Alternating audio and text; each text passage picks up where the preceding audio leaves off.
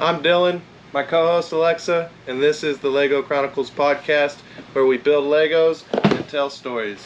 Today we've got the Mustang GT 500 Shelby edition, and it's a Technic set.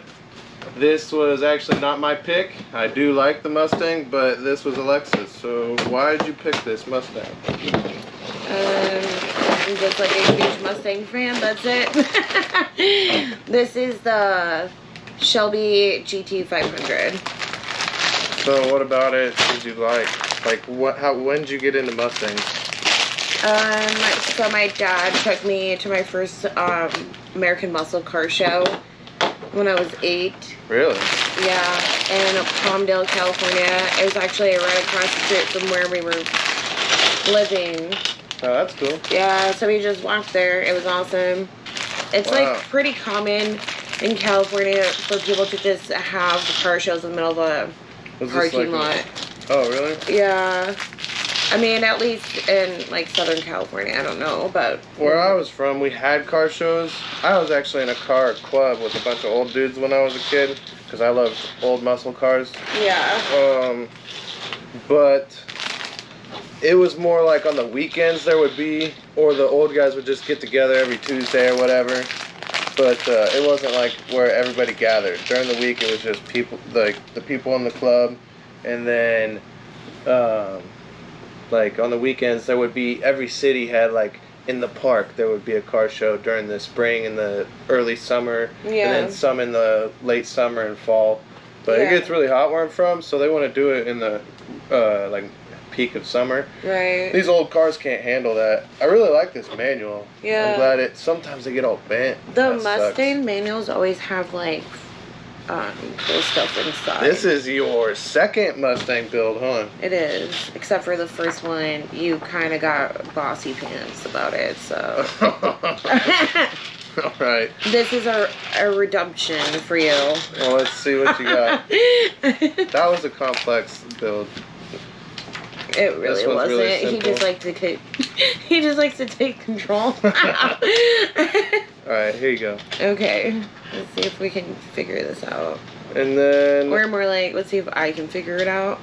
Have you had... How many Mustangs have you had? That's the only car you've owned, huh? Yeah. I've had...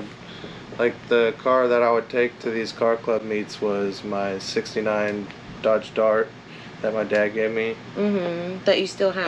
Yep. It's a wrong hole. Put it one more over. Oh. And then you gotta count the holes. Okay, gotcha. And that was he said if you don't get in trouble for a year when you get your license, no tickets, nothing wrong, then I'll let you drive it, and eventually once I have a house and stuff, we'll bring it home. But it's been in the shop for years. Yeah. I miss that car. That was really fun. I'm surprised you managed to get to go a whole year without getting in trouble. I think that was the last time. And then once I got that car, that was the last time you didn't get in trouble? Yeah. Let's see that. Shocker. You gotta work on your building and talking techniques. It's so hard. It's hard. I feel like I have to like fully be focused on this. Yeah, it's kind of fun to watch though. Watch me struggle. Well, not just you, but other people. Like, I can't wait to start doing it with other people and see how they like deal with trying to think and also have a conversation. Because it's not things like, it's not critical thinking, just telling stories about our past and stuff. So you don't have to think about it too much. Yeah, but what would you do? So did you do that in the summer, or was that kind of all year round down there? Because I know the weather's a lot nicer in Palmdale. It's like a summer thing, mainly. Oh, okay. But it's been a long time since I have been to LA County. And let me see that real quick. I missed a part.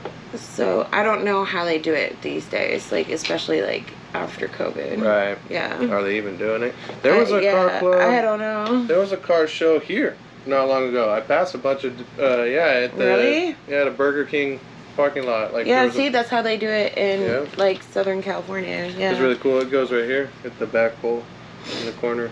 So the L Right goes there. like that. Yeah, Okay. on top of it. Yep. Yeah, it was cool. I almost stopped by, but I had a bunch. I just got to the grocery store, so I just need to look it up. We keep saying that. I need to do it. Yeah. You need this big black piece right here.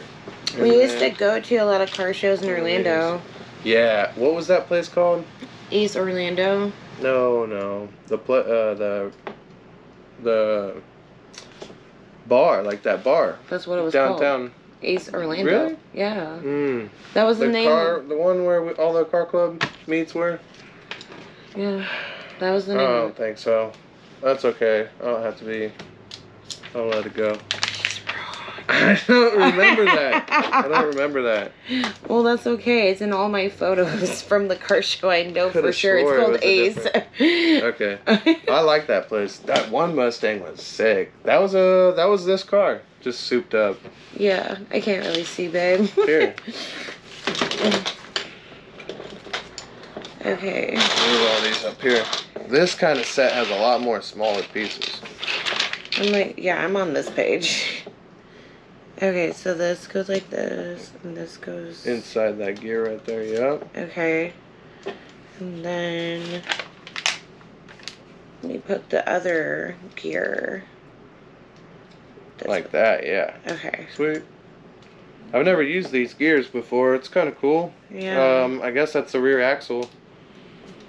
Because it's a pullback. So this is how it goes. Oh, yeah, and that then makes this will be the axle. It'll Mhm. spin. Oh, yeah, look. Oh, wow. Whoa. Alright, that's cool. Okay, so now. What other things did you guys do on summer vacation? What'd you do when you went to Minnesota? What are summers like out there? Very humid, believe it or not. Minnesota summers are just like very sweaty. Worse than Florida? I wouldn't say it's worse than Florida. It's similar, but not worse. Yeah, Florida seems like the worst. It is the worst. Florida Right here, huh? is like the state of humidity. That's what you need. Thank you. Okay. I'm struggling. I'm not good at this. Yeah, While I'm talking. That's where it goes. The other way, though. Yeah. Like, That's okay. Okay. I'm gonna help you out a little bit. Thank you.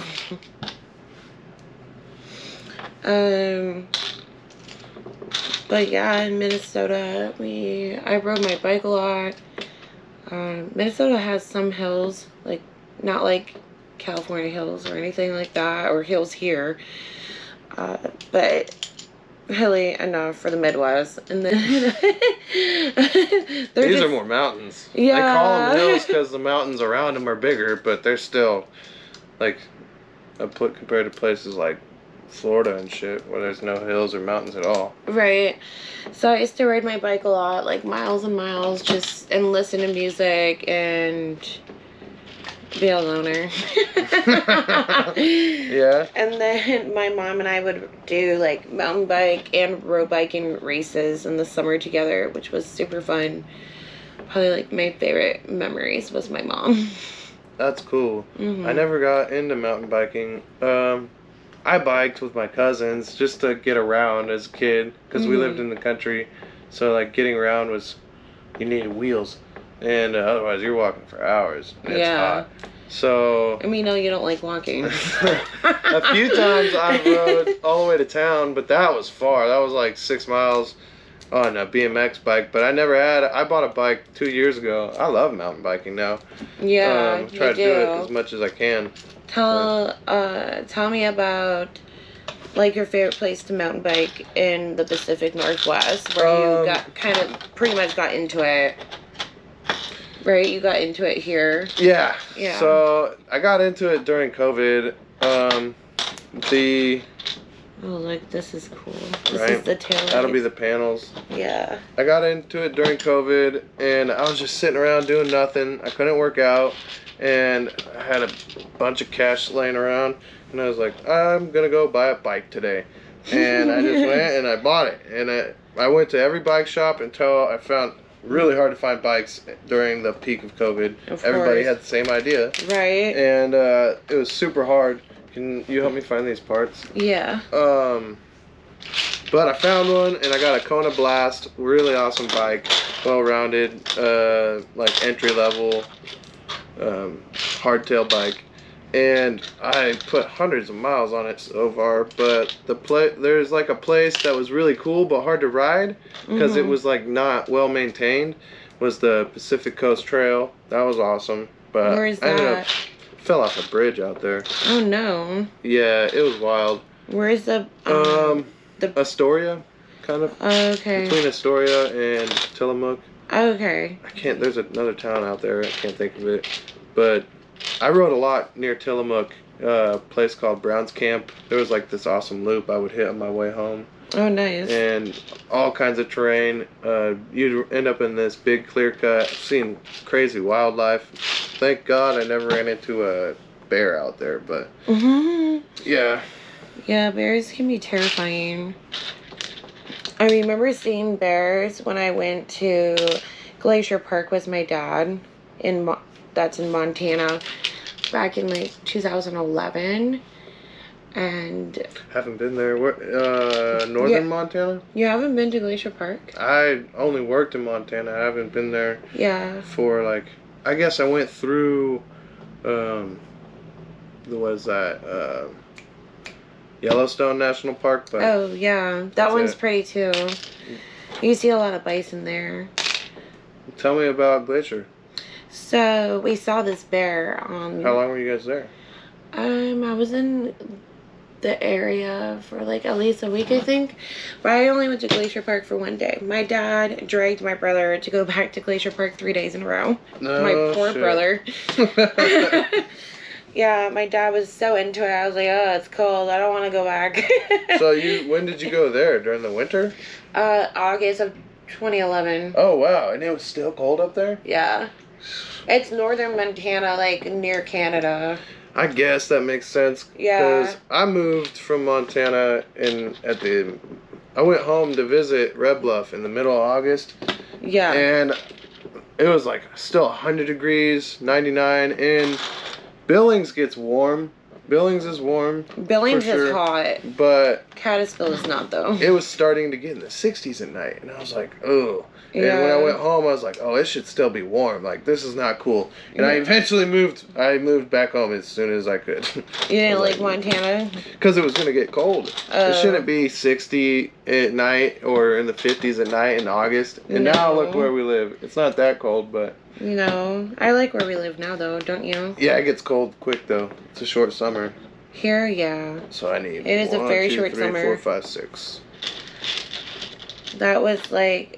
The weird thing about here is, like, it's hot out now, but I'm still wearing, like, sweatshirts and, like, sweatpants in the morning. Because it's, like, it's been cold for so long, now I just expect it to be cold all the time. Yeah.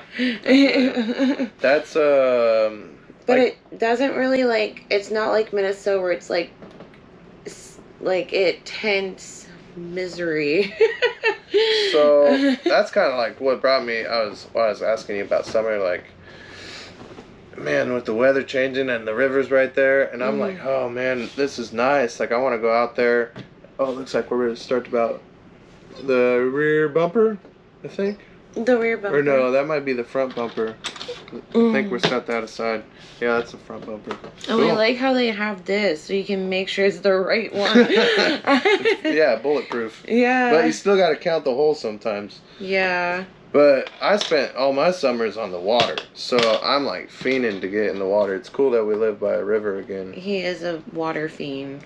Yeah, I love the water. But you are a Pisces, which is a water sign. Oh my god, again with the signs. It has no effects. It doesn't mean anything. To you. Right. Yeah, I mean, well, you plan the baby around. I know. What sign is the baby now? Leo. You want to build that? Sure. So, what's a Leo? Tell me about this stuff. Um, What is their traits that are so good that You sure you didn't pick the wrong one? Yes.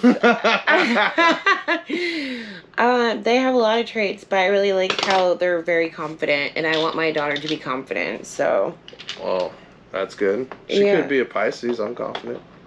Yeah, but not like You're a Leo. confident too. Seems like all the signs are confident. Yeah, but Leos are like the most confident. Does she need to have more than me? What? I feel like I have too much confidence sometimes, so I need, that's a lot. It's gonna be a problem. They're like fierce confident. I know. Look at you. That's what I mean. Like, does she need to be more confident than just being our child? Like, fair. Yeah. I think I messed it. Oh no, I did it right. Okay. You might need this thing. Oh no, you're building that part. I didn't do it right. Okay. I like pushed it in when it had to connect to something else first. Oh, it didn't give us a tool in this one. Sometimes it was that Lego tool. You just have to improvise, I guess. Pull it out a little bit. Can't find this one. So Is it this? It just, the pictures are weird. Like this. Lines up. There we go. Okay. I'm gonna make her build Legos just like I make you build Legos. What? You're gonna Our daughter. make? Oh. She'll probably love building Legos though. Probably. It's never really been my thing. Is that? That's right. It's right here. Where does that go on this? I don't know. We'll find out, I guess. Yeah. So. And then there's that. Did you guys do like, so you went to the park, but do you guys like go to the river or like have boats in your life at all? Or just fishing? I didn't. Lakes? So you're in the land of 10,000 lakes. Right? Right. My dad had a friend that had a cabin in the Midwest. Having a cabin is like the thing. And it was in one of the Dakotas. It's been so long, I can't remember which one it was. Dakotas. Yeah. With the Minnesota accent. The Dakotas. And we would like spend like a weekend or whatever it was. Like it was, like I said, it's so long I can't remember, but I just know we went there and we spent time there, and we would go boating, did like kneeboarding, tubing. That's cool. What was it? I remember kneeboarding. I always try and spin. I was like never like a fan of like water sports. Really? When I was young, no. I just didn't like how rough it was. My grandma doesn't like, she's not about water sports either. I like to get in the water. I don't like being on a boat because if I want to be off the boat, I have to like tell the driver, hey, drop me off. Well, that's like with a houseboat. So we had houseboats. And so you can be on land and even have a tent and stuff in the woods and still be ski boat during the day, tube, wakeboard, kneeboard. And then, sticker time.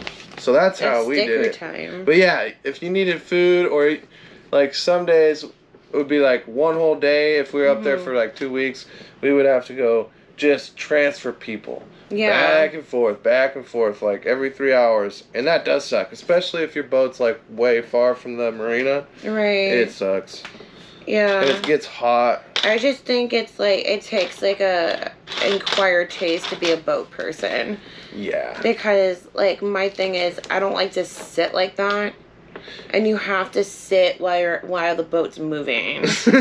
So we had a boat. I'd rather this is true. stand and then look at the water. Why do I have to sit? Like, so, like when you move the houseboat, you don't have to stand. I mean, you can stand. You can just mill about your day and do houseboat shit. But in the ski boat, yeah.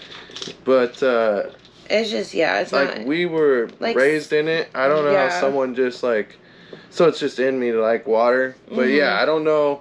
Like, what would make someone a midlife crisis maybe? Just be like, you know what? Family, we're going to buy a boat this year. We're going to be boat people. If the boat is big enough where there's, like, things on it, like... What do you mean things? Like, if there's, like, a hot tub on it. Oh, you mean a yacht? Like, and there's, like, a kitchen and you can eat dinner. Like, that's different. But not just a regular boat where you go tubing. Yeah, so that's a houseboat.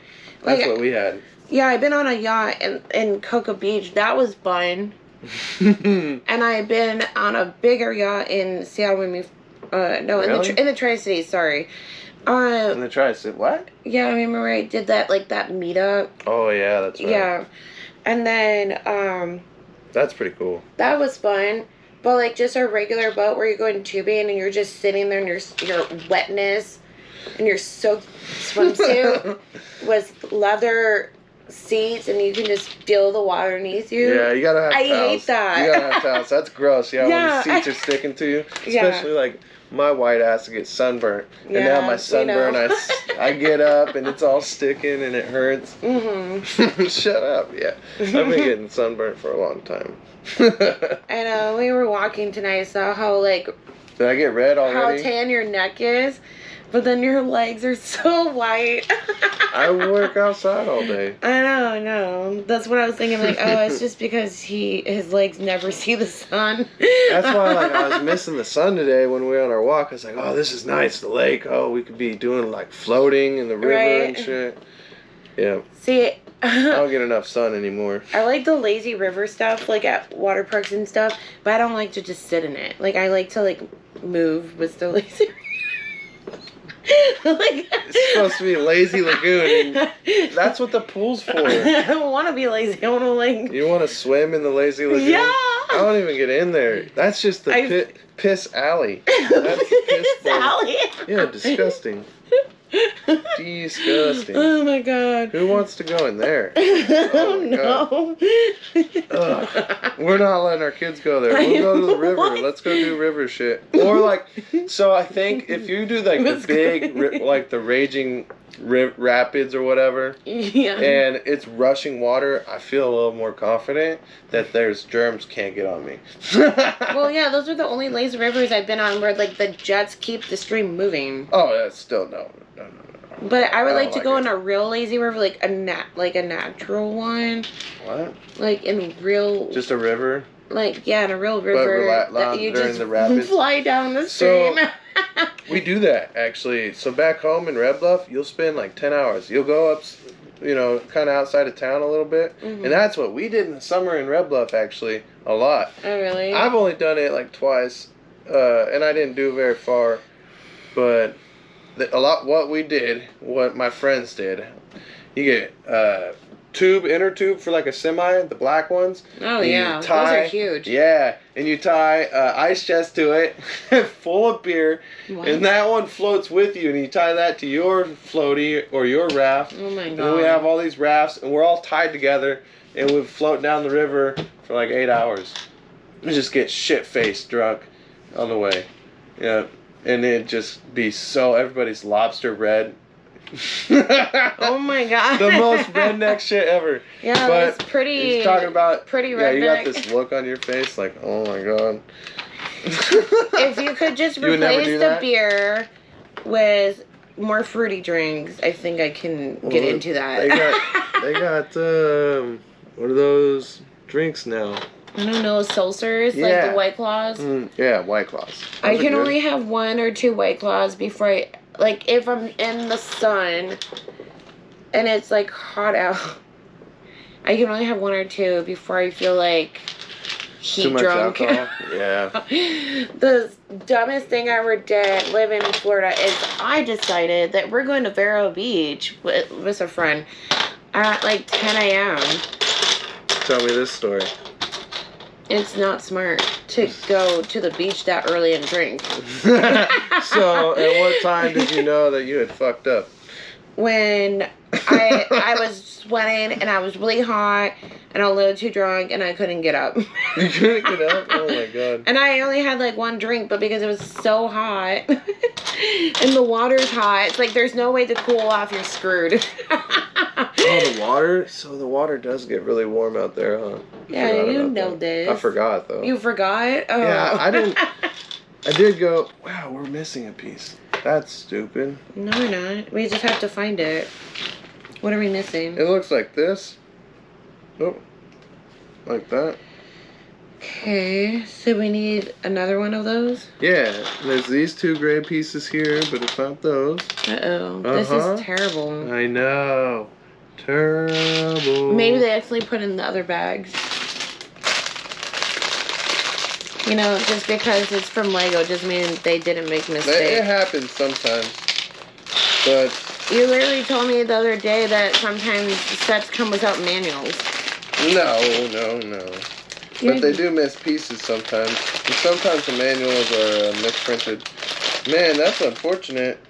We should take a look. I don't see it out there. Alright, let's just keep doing our thing. Moving forward. Okay. I don't know what that's going to be. Are you sure Let's we see. didn't, like, use it twice? No, we need... No. It's not there. Should definitely...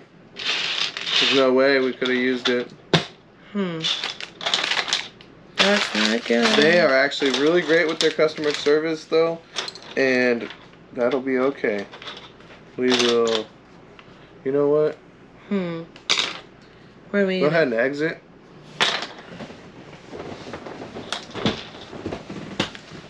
Take a look around. I already did, babe. Okay, well, alright folks, we're going to switch sets. We're going to box this up, going to call Lego, going to get a hold of them about this missing piece that we need right here. Freshly opened bag, and it's not here. And I have had many sets. So many I lost track. But this is the first time it's happened to me. It was like a myth that I heard that could happen. So we'll be right back with another Technic set, and we'll finish this up at a later date. Give it a minute so my hand's not in there. Okay.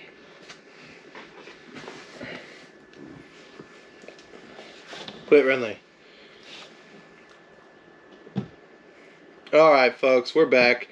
We had to take a little break. Yelling for no reason. That's why the headphones would be nice.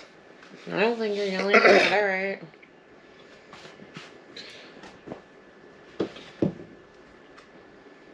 Alright folks, we're back. That kind of fucked up the vibe, having to switch up some Legos here. So we've got a new set. We had this already, thank God. We already had one in the back. And but it kind of messed up the vibe, so we went and got some food, ate some pizza on Taco Tuesday, taco pizza. And now we're here. We're going to build this Jeep Wrangler. And we sent into Lego already to get that part replaced. And hopefully we can build that next week. Let's try this again. Alright. It's kind of a cool build. Yeah. Super cool. Did your friends ever have Jeeps or anything? Nope. What? No. Oh. You? Yeah, lots of Jeeps. My family had like a really old Jeep, like a 1947. Oh yeah. That everybody learned to drive in. Like, not everybody, should clarify.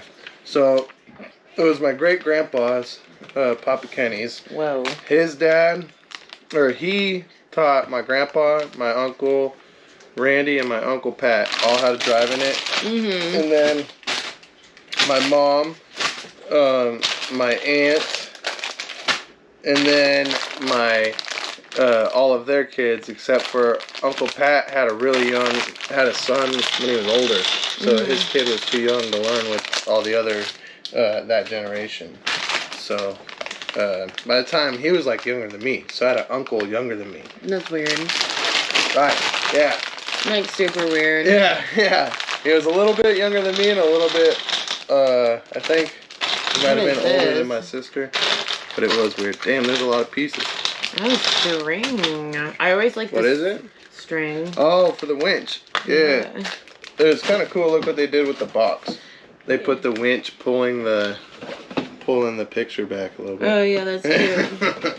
Thought that was a little good detail, right? All yeah. right. I like these tires. They're nice stress balls.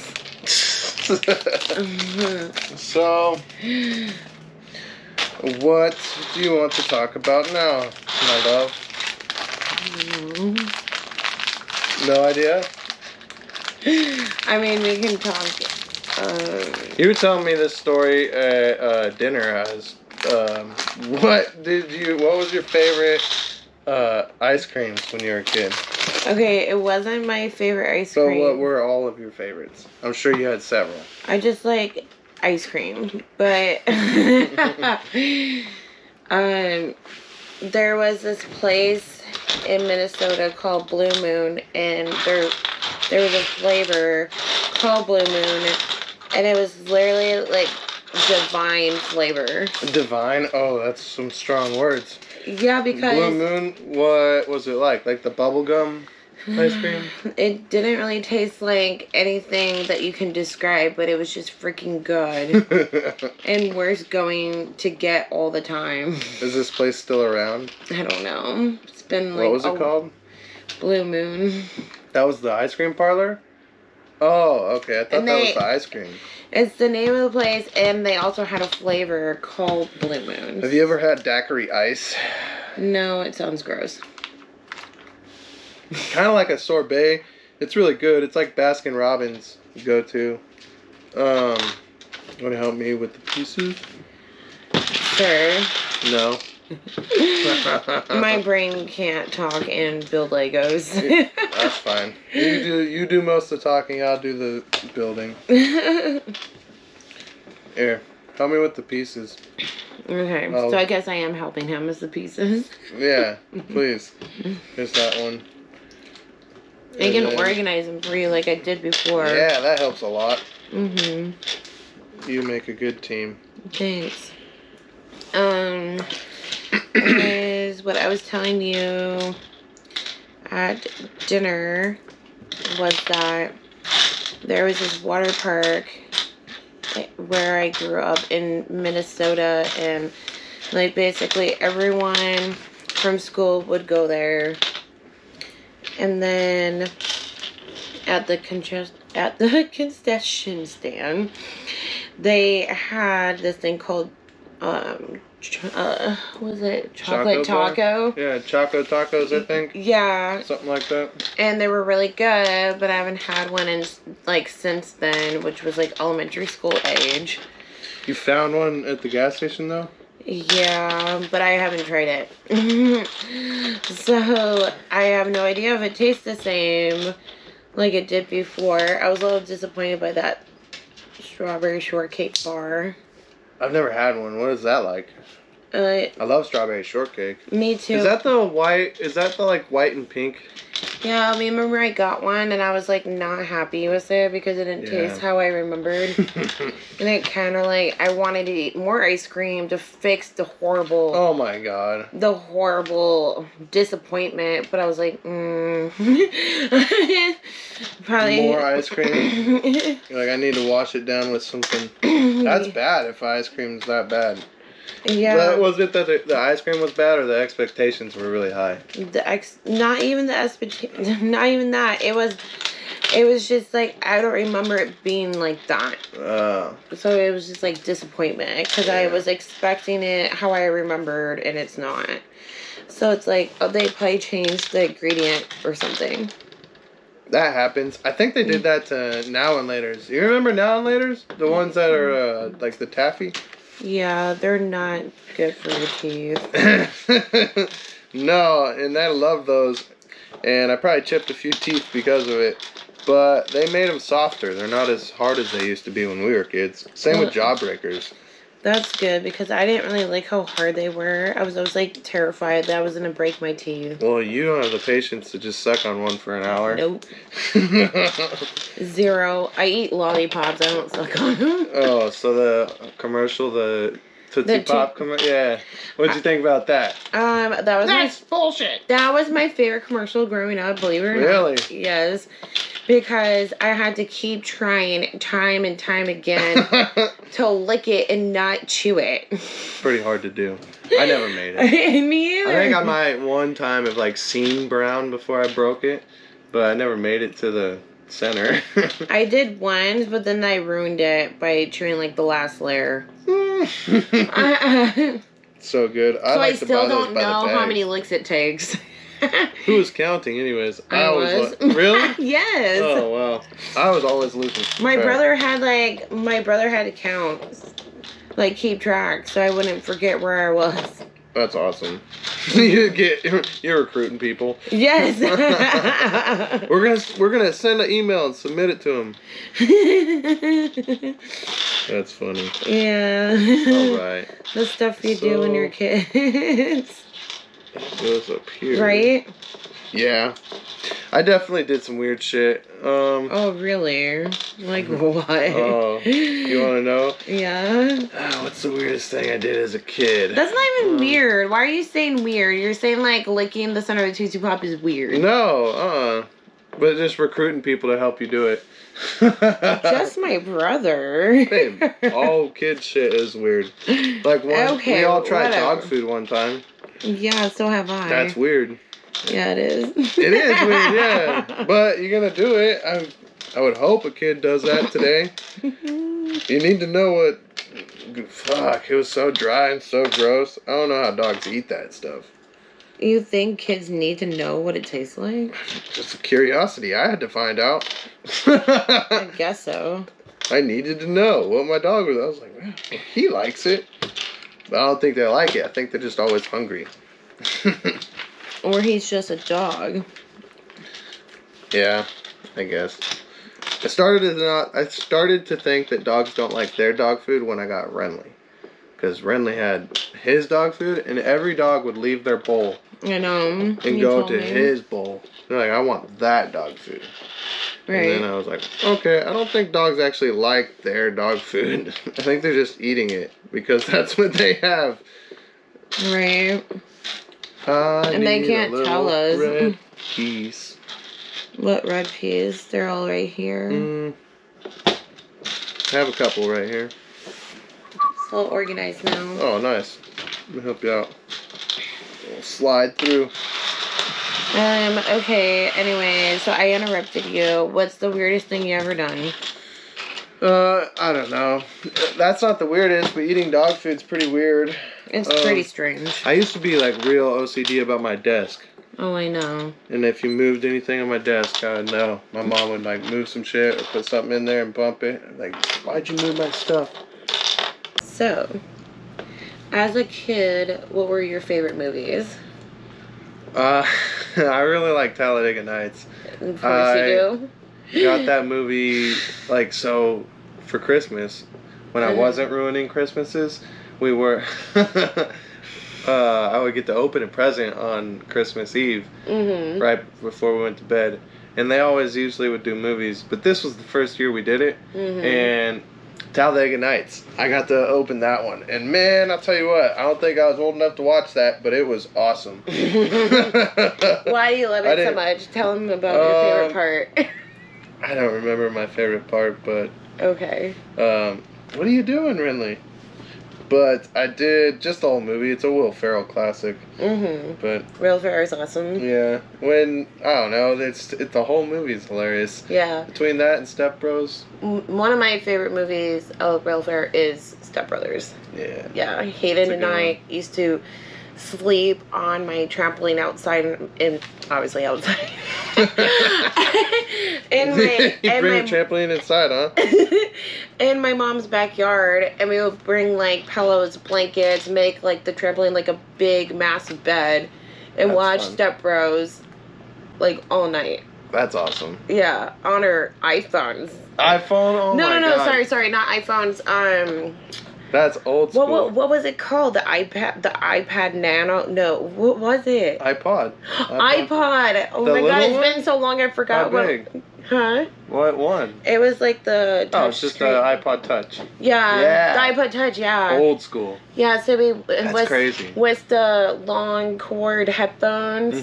The ones that had the wide charger. You remember the wide charger? Not the wide one. It was like the long adapter. No, the charger. Do you remember the iPhones I remember. With the big charger? Yeah. Yeah, those are old. Yeah, they are. They're heavy. Yeah.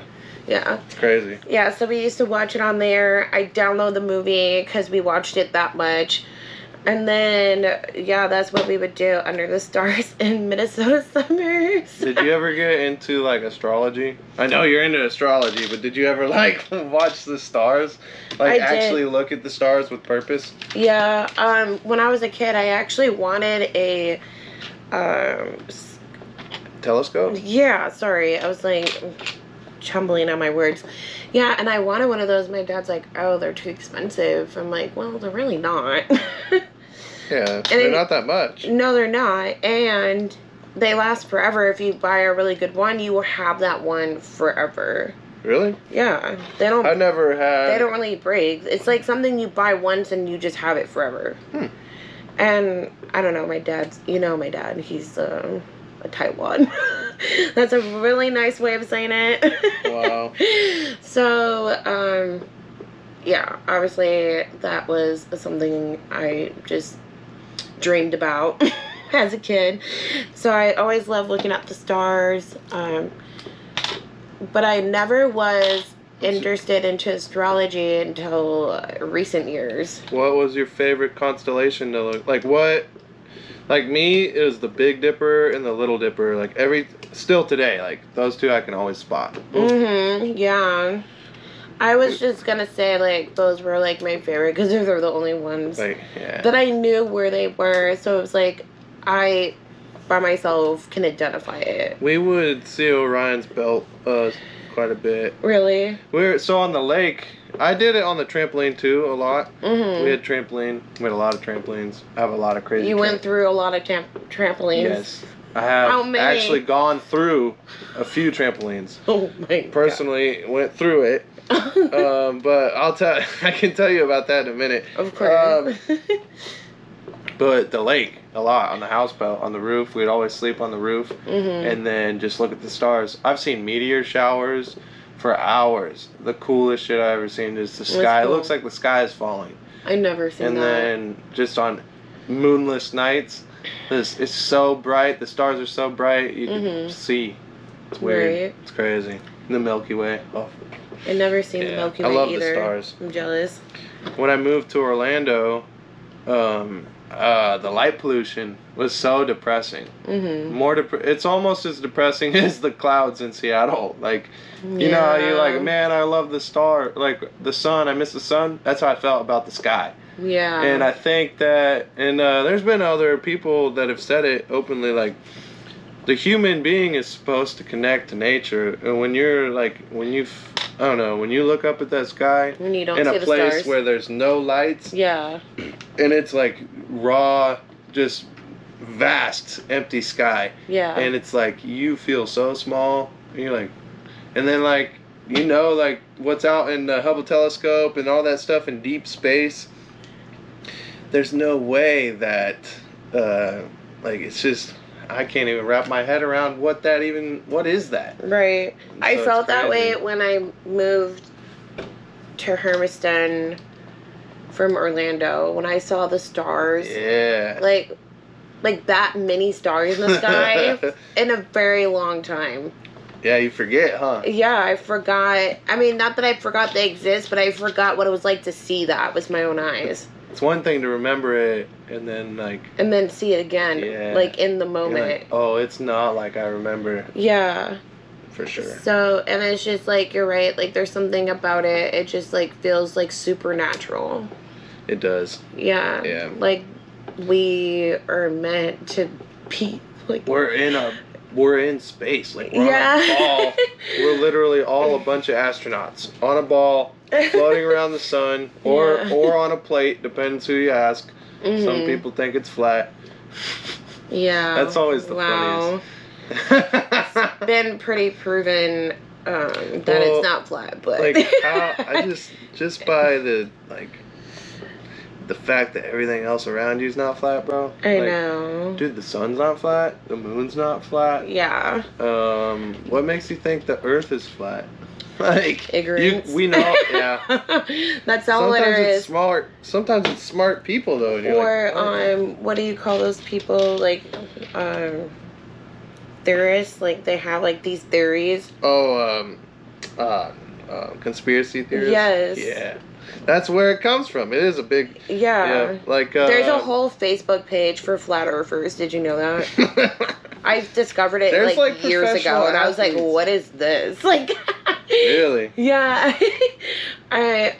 Someone like back in high school, someone added to me or add me to the page, and I obviously declined because I do not believe in the flat Earth. But I would be a part of it. I would start just to see what they're talking about. Yeah, I want to get them all worked up, and then I would just be later like, fun fact, Earth's stir round. the pot. Yep, and then I bounce. They'd be like, and then bounce, and then you just like created all this chaos, and they're still talking about it after you left. I mean, that's the fun part, right? That's what would happen too. Yep. You like, I love when you go on a random like photo on Facebook and you leave one comment, and then like you get 20 notifications that people like are fighting with you on the post, even though you're just reading them and ignoring them. You said that one thing, and now they're all like worked up.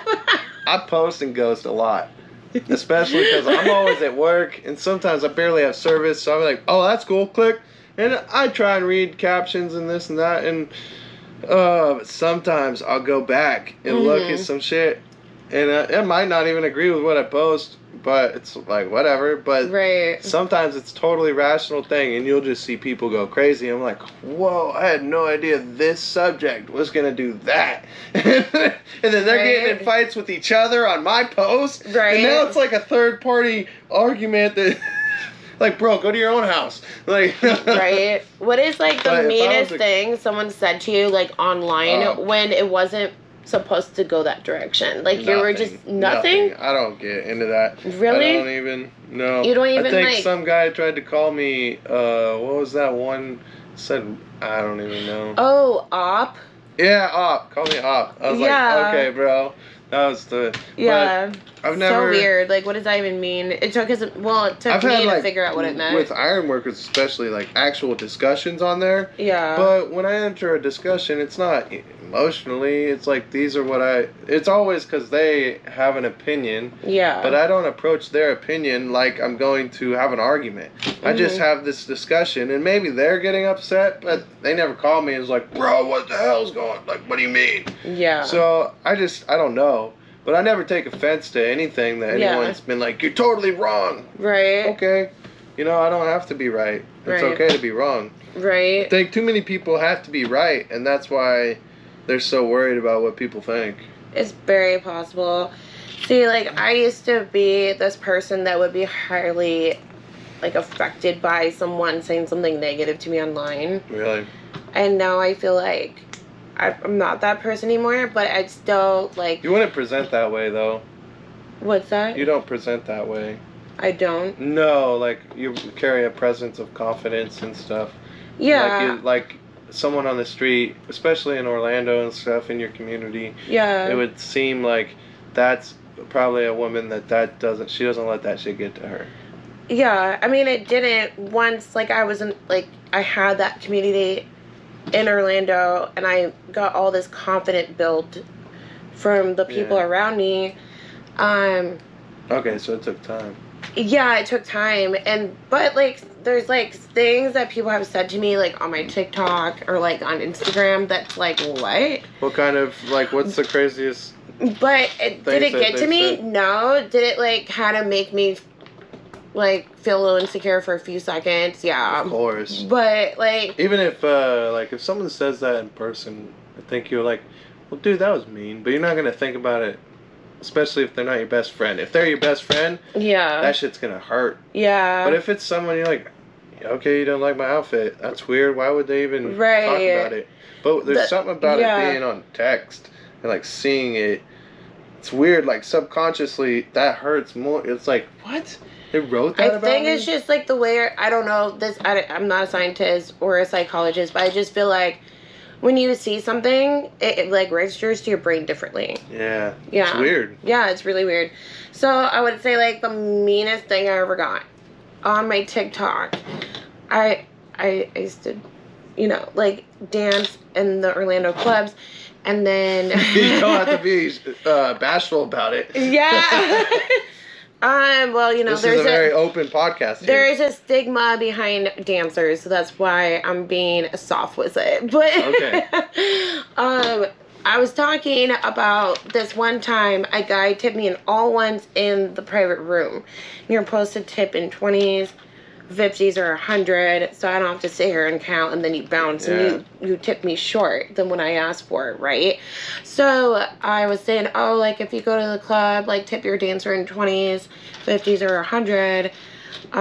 So by the time we count all our ones, like, and then we realized that you didn't give us what we asked for, and you're gone. Like, you stiffed us. Yeah. Yep. That's bullshit. So, and then this guy goes, oh, you should take that money you made from stripping and see a speech therapist. Wow. And it's like, What a yeah, dick. I mean, it's still kind of like, I mean, it's just like that like affected me because like I have a history of like learning disabilities, and then I had a speech therapist most of my life, Right. as a child, because due to epilepsy as a kid.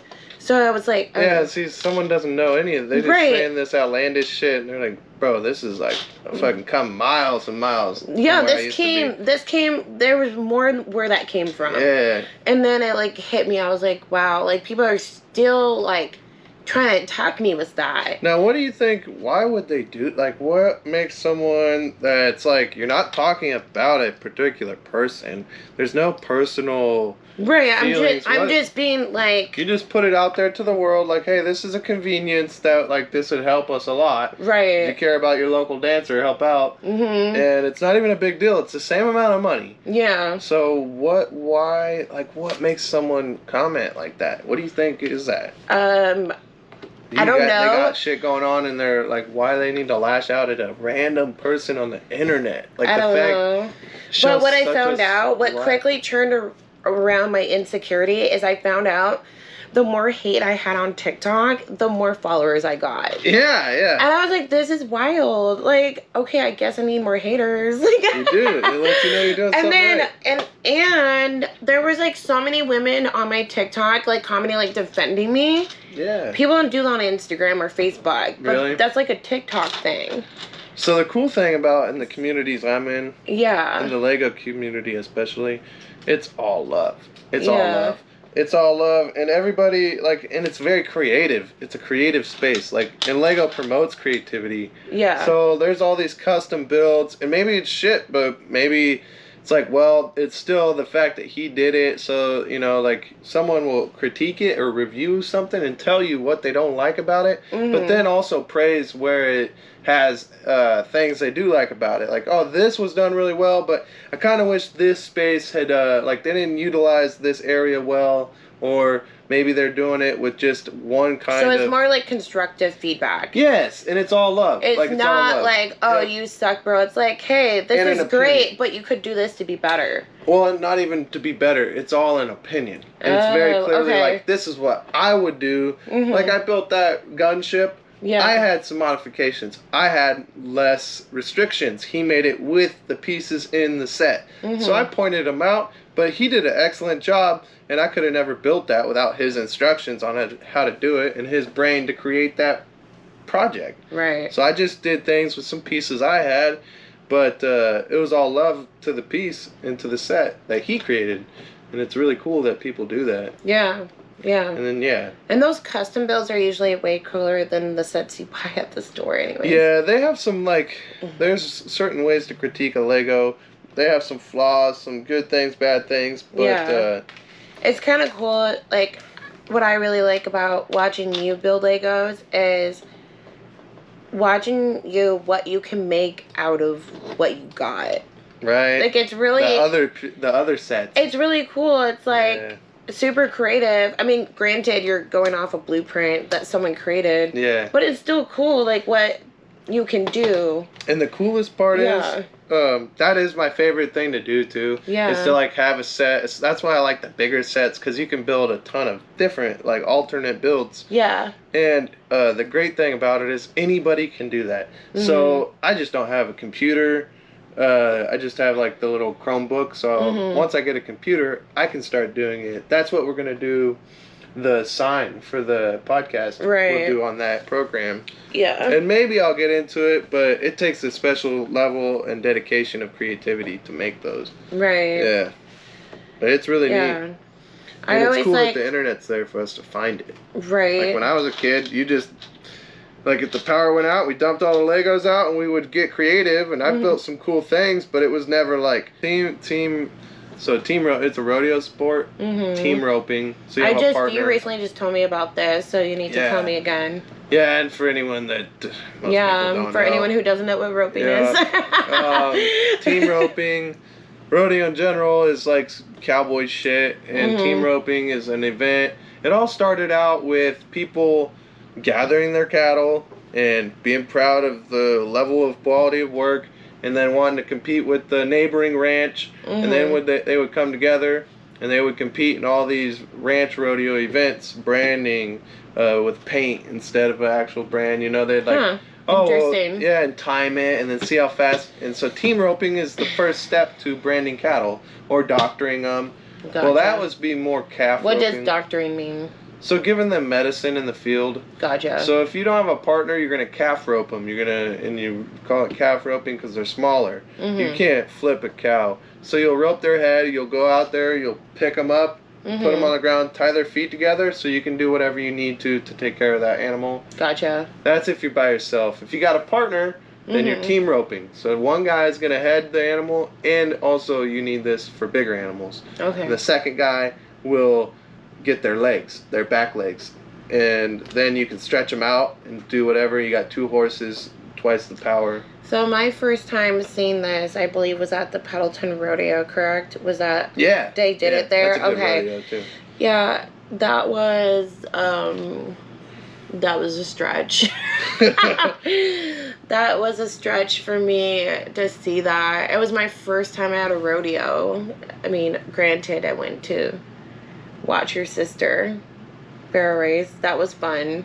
Very entertaining. I think barrel racing's okay and cruelty free. Oh yeah. So you should let people know. But you're like super. You were. I was super vegan. Super PETA turned understanding. I used to like protest and protest at rodeos in Orlando.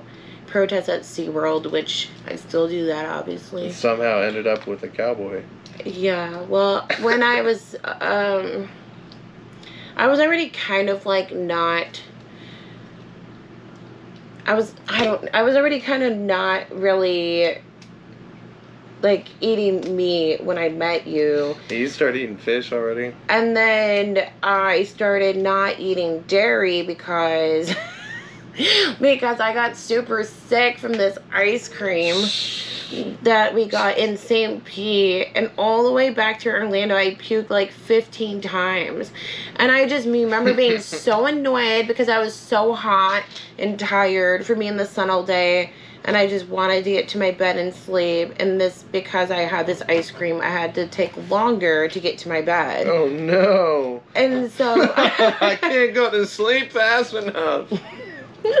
So I was like, that's it. I'm not eating dairy ever again. And now you're pregnant. It's like, where's the cheese? I know. Did you buy cheese? I know. Like, oh my god. Oh. Pregnancy literally reversed everything for me. It's so No, it weird. didn't reverse everything. It made you face all your bullshit. Oh my god, whatever. It made you face all your bullshit. And those cravings were like, you know this is a lie, right? Like, you know you're not really allergic to this shit. I noticed that my teeth were hurting. Uh-oh. And they say that babies can eat at your enamel. And I was like, oh my god, am I willing to, like, sacrifice not eating dairy for bad teeth? Is that because you weren't having enough fat or something in your diet? No, I mean, they say that if you're craving something, like I was craving dairy. Then you need that. I needed calcium. Yeah. And like she was eating at my enamel. Shit. I remember that. It makes sense now. And I was like, oh god, I cannot come out of this pregnancy with rotten teeth. Like I came from freaking Kentucky. Oh my god. Oh, dogging on Kentucky. I have to start eating cheese. Like. Oh man. You know why that they like, you know, do you know why people from the South like the dumb Southern person, that stereotype? No, you know where that comes tell from? me, I want to know. So people in the South would walk around barefoot a lot in swamps and shit. And, yeah. Oh man, I wish I could think of the name. But there's a name for the swamping? There's a worm. Like some sort of a worm. It's like like a, you know, like ringworm, heartworm shit, like parasites that get in your body. Yeah. This one takes over your brain. It makes you slow. No way. Yeah. Yeah. I did not know that. Yep. And there's a bunch of other shit it does, but I learned that. I was like, whoa. Hookworm. To this degree. Oh, here's a car I saw, and now I'm gonna design it on the computer, and then I'm gonna make instructions on how to build it, and then I'm gonna buy all the pieces and make it myself and share it with the world so everybody can do it. No one would even know. Yeah. Unless you went to a convention. Right. Yeah. I always like going to like science fairs. Yeah. And, like, seeing, like, volcanoes and stuff, and, like, in a way, it kind of is like Legos, because, you know, you go to these Lego expos or fairs, and people make all these cool things of Legos, and, like, it's kind of like a science fair. It is. You go, like, booth to booth, you look at, like, everybody's, like, creation. They're so proud of them, too. Yeah. Have you been to one? Not to a Lego fair or expo, whatever they call it. Go to one. I think both. But I've been to like tons of science fairs and stuff like that. Like I would like just like going to like a Earth Expo, and then they have like these little models of like homes that have like solar power that help. That's cool. Like just like any like type of model that you can present something is like super cool. So do you learn more, like, you're a more visual learner, yeah? Mm-hmm. That's why I was like super good at chemistry in high school. I took it twice. I took a regular class and the AP one. Oh, cool. That's crazy. I know. It was like the only class I had a continuous A in. Wow. Man, that's saying something. That's dedication. Right? And then everyone would like come to me like, oh, Alexa, can you do my chemistry homework for me? I'm like, bro, I got my own homework to do. I've been to chemistry classes. I did chemistry, but I wasn't a fan. What'd you like? Did you ever like blow shit up? Well, we can't just blow things up due to like school policy, whatever. But we can like little mini expressive chemical kids, reactions. We're not allowed to do this, but boom. Yeah, I will go there after school just to play around. So we blew some shit up. Oh, did you? Yeah, and our teacher put a little too much. I think it was sodium. I think pure sodium in water, and it would like, it's a bomb essentially. And so he put just a little bit in the water, and it caught, you know those drop panels, the waffle panels? Yeah. In like modular buildings or office buildings? Yes. There's a drop down ceiling. Okay, yeah. Got one of those panels on fire. Oh my the thing, God. it was on the desk, and it launched so far, and it was the teacher doing it. We were all in our desks. This would only happen here. In Red Bluff, yeah. In Red Bluff, yeah. Yep. And so, boom, and it lit that panel on fire. And we pulled it out and put it out, but... Wow, that's crazy. Yeah, I was like so dedicated and so good at it that my chemistry teacher even like was so for me becoming a dietitian. Oh, okay. She was like, yeah, you should work for General Mills because I had quarters in Minnesota. Oh. And she's like, you should work there. Like, it's a cereal brand, like, company, but everyone's got to start somewhere, right? Hey, Yeah. so cereal definitely needs help with nutrition. Yeah. That's for a fact. But here's the Who catch. doesn't like Organic cereal? chemistry is not regular chemistry. So what's the difference? Oh, God, it's so much harder. But it's fun. It is? Yeah. So what kind of chemistries? I don't know anything about chemistry. What's the difference? Is it like It's organic, literally the so- same, but like more intense. Like it's not as hands-on, if you will. Oh, more book work. Yeah. Math, thinking. Mhm. I don't like doing all that thinking. Yeah. I'm like really good at like chemistry math, but I'm not very good at like regular math. But yeah, it definitely has to be like in chemistry. I feel like chemistry math is more like characters. Like 2B would be a chemical. Oh, that's a cool way to like remember the table too. Yeah. Like everybody's exactly. like, got a role in the cast. It's like literally like That's creative. a character. Yeah, that's creative. From the periodic table. Well, look at you. You got your whole movie. You're always making movies in your head. I do. That's cool, though. That's really smart. Like, some people make songs to remember. Yeah. I couldn't memorize that much shit. So I just was like, nah. Yeah. Yeah, I'm good. I'm I want to go good. make music and weld, alright? Right. That's what and run. I was going to make music and I'm going to run and I'm going to weld. Yeah. That's all I did. Those are your favorite things. Well, at one point I roped. I did that. What is roping? Hookworm. Okay, that makes sense. Yep. I didn't know they did that though. Yeah, and it makes sense, right? It's in the South. The hookworms are in the South. Yeah, they are. And then they followed this theory down the road of history and was like, this is where it happened. Like, this is what Is made it true? These yeah. It is true? Yeah, they know that. Okay. Like, yeah. These people that, they did studies on it. Like, this hookworm affects you this way. Yeah. And then they traced, people with these things and they could study it and, be like, oh, yep. That's crazy. And it makes you lose your teeth, too? Oh, I don't know about that. Oh. I mean, that probably just comes with, poor hygiene. I don't know. There's all kinds of reasons. There's people, I know union iron workers with the best health care the trades can give you with no teeth. You know where you lose your teeth? That is so true. Most people lose their teeth from crack. Okay. Crackheads. How many people do you know that do crack though? A lot. What? Yeah, so I met a guy in Orlando on a job. No way. Last job I was on. This was 2000, January of 2019. I met him. Full pearly whites, might not have been so pearly, but they were full mouth of teeth. I see this man. Just seeing this man, I never thought I'd see him again in my life. So just running into him was crazy. I ran into him on the job I was just on. Wait, that's the guy? Yeah. Oh, okay. So I ran into him on our job site that I'm on now. And his teeth are bad. He's missing half his front teeth. But in Orlando, he had pearly whites? I would just say he had teeth.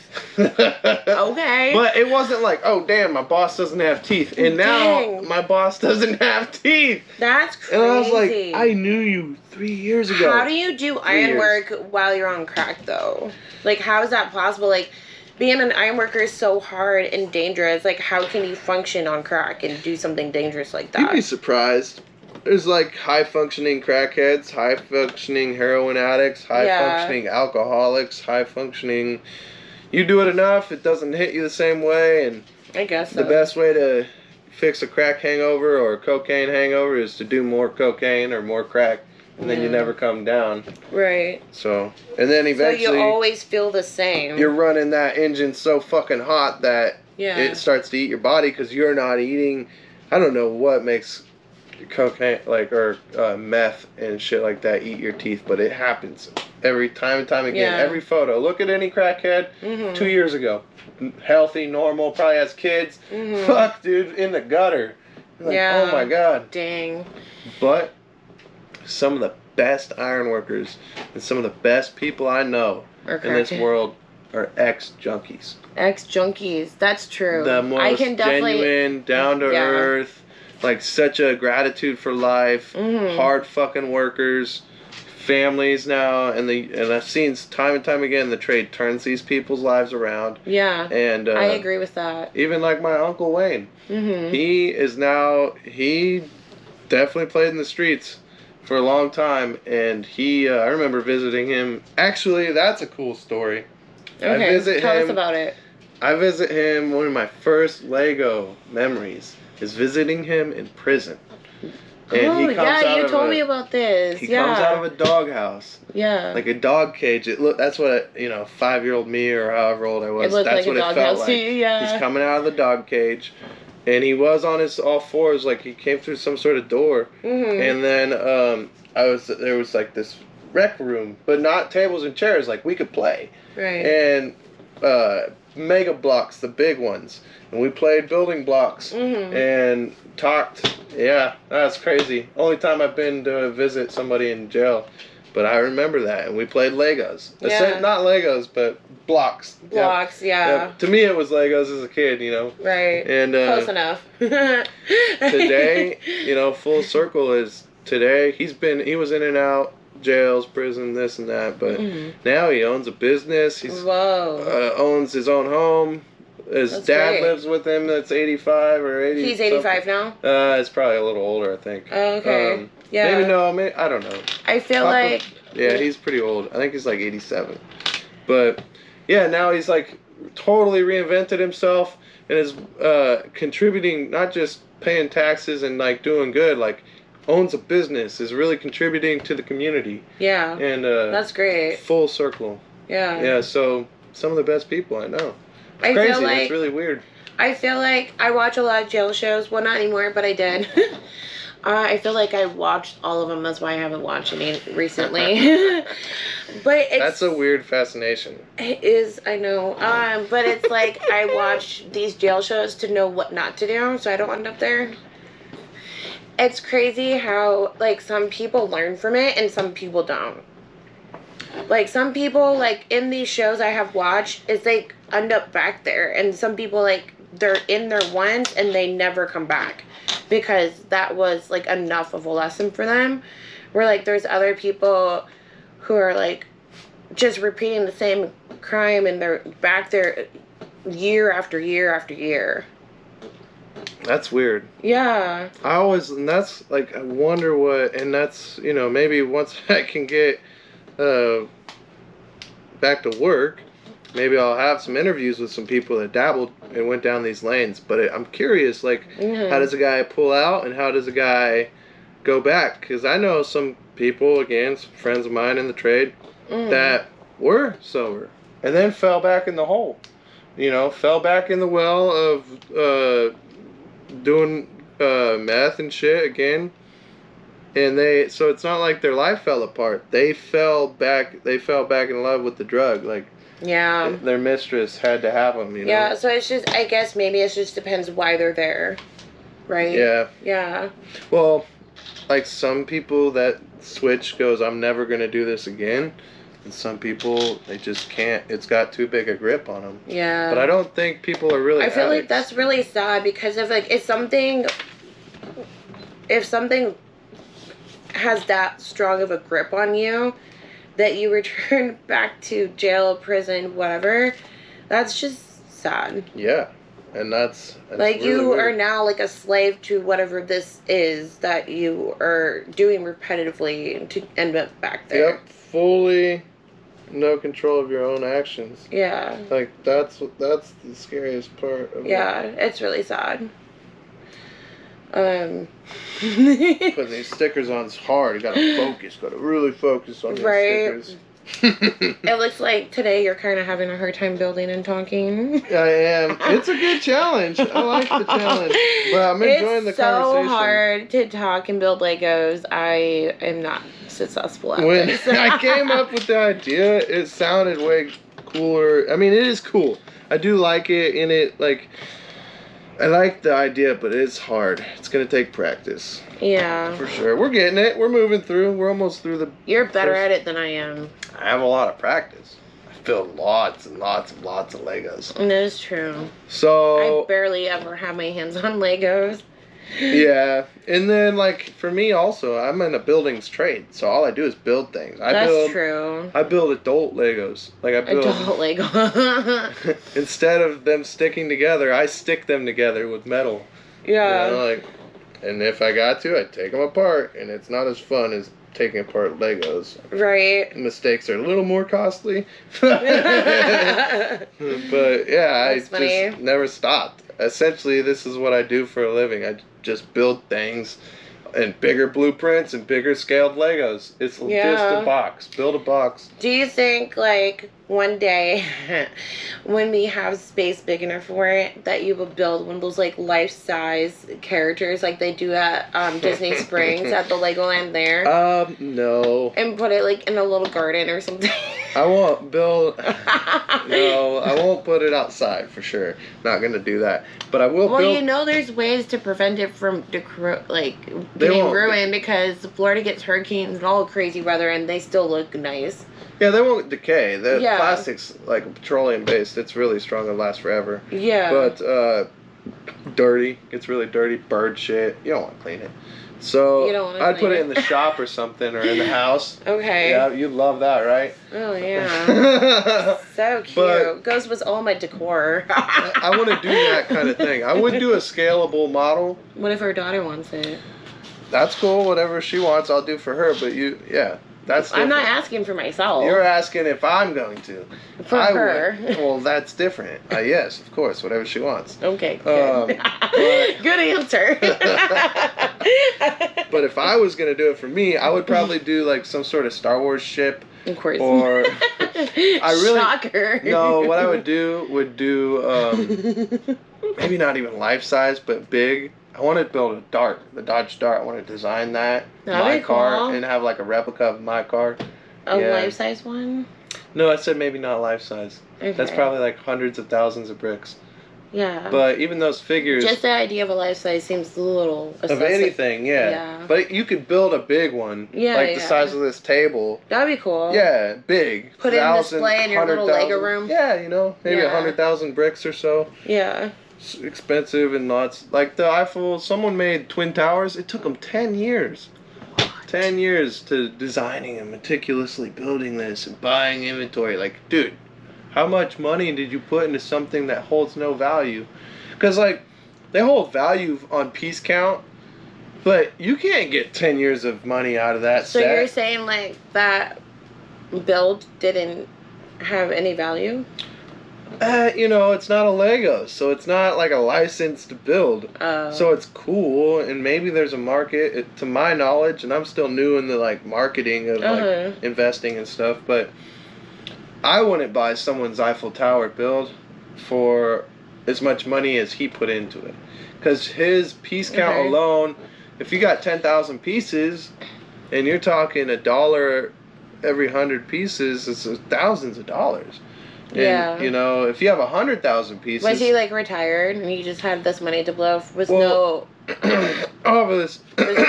Obviously had the money, but that's just talking about actual getting out of the material return. I'm saying you will never get the time you invested.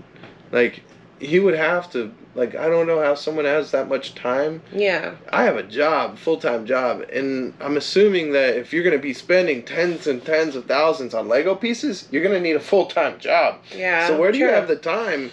And maybe that's why it took 10 years, Well, but yeah. fuck. That's like, what I was thinking. That's so long. How many years did it take to design it? It Yeah. sounds like cool. I mean, whatever. If that It's- made him happy. It's priceless. Yeah. That's the point. It's priceless. That's purely off of what made Maybe him... that was on his bucket list. Yeah, it's purely what made that man happy. And it's cool that they can go, these people, super nerds. I'm like nerd, and then there's like, higher level of nerds. That's you. You're not at the low level. No, I'm not entry level nerd. It's not my first set, but I'm also like, if this was like entry level nerd. if this was like pool or something, like I could put a ball in the hole, but I probably won't win a game. And then that guy that beats me might be a really good amateur, but he's not a professional pool player. Right. Like, I'm not at that level. There's guys that I've seen videos on YouTube. They're a whole upper level of their house. You don't consider yourself an amateur Lego nerd? Yeah, I would say amateur. Yeah. I would amateur. definitely say amateur too, because That's modest. I have worked with a lot of nerds working at Disney World, and you have more Legos than they do. Amateur Lego nerd is fair. Yes, I agree. Oh my gosh. So, speaking of Legos, what are you gonna do if our daughter wants to build like girlier stuff? I'll buy them. Just as long as she helps me build mine. Oh, okay, it's a trade-off. No, I'll buy them. If she likes, shoot, we'll probably have to start buying Disney Legos now. They got Disney Friends themes, Minecraft themes. They got all kinds. I wanted Ariel's castle. I really want the Frozen castle. It retires this year. Frozen? That would be cool. I like that movie. Yeah, it's cool. I like Olaf a lot. Yeah, and then, I always like they the make a dumb Lego characters. of him. They got a Lego Olaf. I think it's like a brick head. Okay. But that'd be fun. But they have the Disney castle. It's like $300 or $400, and it's the big one. It's been out for years, but it's gonna retire eventually. Yeah. I really want it. Like, once that's gone, it's the Disney You should have castle. got it when I worked at Disney. Well, yeah, I know. I didn't even know about it back then. Yeah. And it's in August, all Legos go up like 20%. In August? Yeah, for the Putin price hike. No, they're out of Germany. I'm just making shit up. Oh. It's just for, the global economy is really taking a hit right now, and so It is. everybody's sharing the pain. At least, yeah. It is, yeah. And it's a universal struggle, just like COVID. well, and the thing is too is these are all oil-based plastics, petroleum-based plastics. So yeah, that's true. the price of oil right now being $6 a gallon. So that's out why. here. That's the real reason why. Shipping. Yeah. Well, so to make it, to ship it, they're international, largest oil company in the world. So they got to ship it to every country. Yeah. So the amount of shipping, the amount of cargo ships, can you delivery imagine trucks, how much they have to pay for shipping? and then every single product made of oil. So their whole basis of their whole company is an oil-based company. Yeah. Which is weird because I never thought about it like that until they announced the price hike, and I was like, "Whoa, they're pretty much like a gas company." Like, yeah. I mean, this might sound stupid, but is that why Legos are smoother? Because they're oil-based? Most plastics are petroleum-based plastics. Okay. I've seen, other, knockout brands of Lego. Yeah, I'm no scientist. And they don't look this shiny. That could be the dyes. The dye they use in the colors. Okay. They don't always get it right. Actually, the Lamborghini I had, it fades. So does it? They tried a new biodegradable plastic. Oh, yeah, that's right. Yeah. That one wasn't this kind. And the Harley Davidson. So the Harley's that plastic too. I don't know if it's the same, but there's in those two sets you can see discoloration. The red bricks on the Harley are two different colors on the back fender. Didn't they do that on purpose though? No. Oh, they didn't? No. Oh, okay. And then on the Lamborghini, there'll be two panels next to each other, the same color green, and one's a little darker or lighter than the other. So they lost their color. That's unfortunate. Mm-hmm. And that's because they used what plastic, babe? I don't know. Biodegradable? Yeah, they're trying new biodegradable plastics and new kind of recycled plastics. Gotcha. And I think they just got the mixture, they probably just got it wrong, you know what I mean? Yeah. They're just still working out the kinks. Right. But do you think because of the gas prices and the way things are going with the economy that they're gonna make more Legos with that plastic since it doesn't require oil? No, it still requires oil. Oh, it's it does? just different, Okay. also other things. I mean, I don't really. I clearly don't know anything about plastic. And so, just to make it clear, I don't know shit either. I'm just telling you the little bit of knowledge I heard. Yeah. Through reading articles, but you're way beyond the depth of my knowledge as well. I can lie and I can make some shit up that. Right. But yeah. I don't make me bet my paycheck on it. Okay. I won't. I have no idea. That's yeah. Fair enough. Look at this. So this is the Let me steering column. I think this is gonna be steering column. We're really not getting very far on this, are we? No.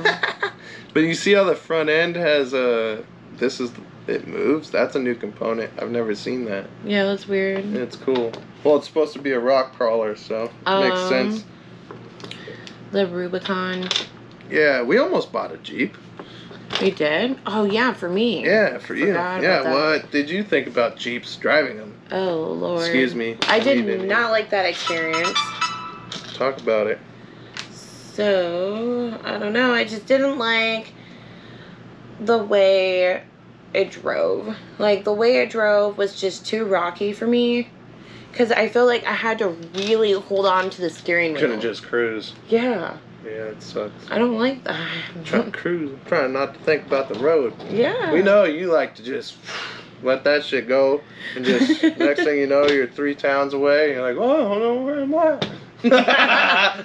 Is this the right exit? No! Whatever. I fell asleep and now we're here? Oh my god, I have never fell asleep driving. I do, that's mine.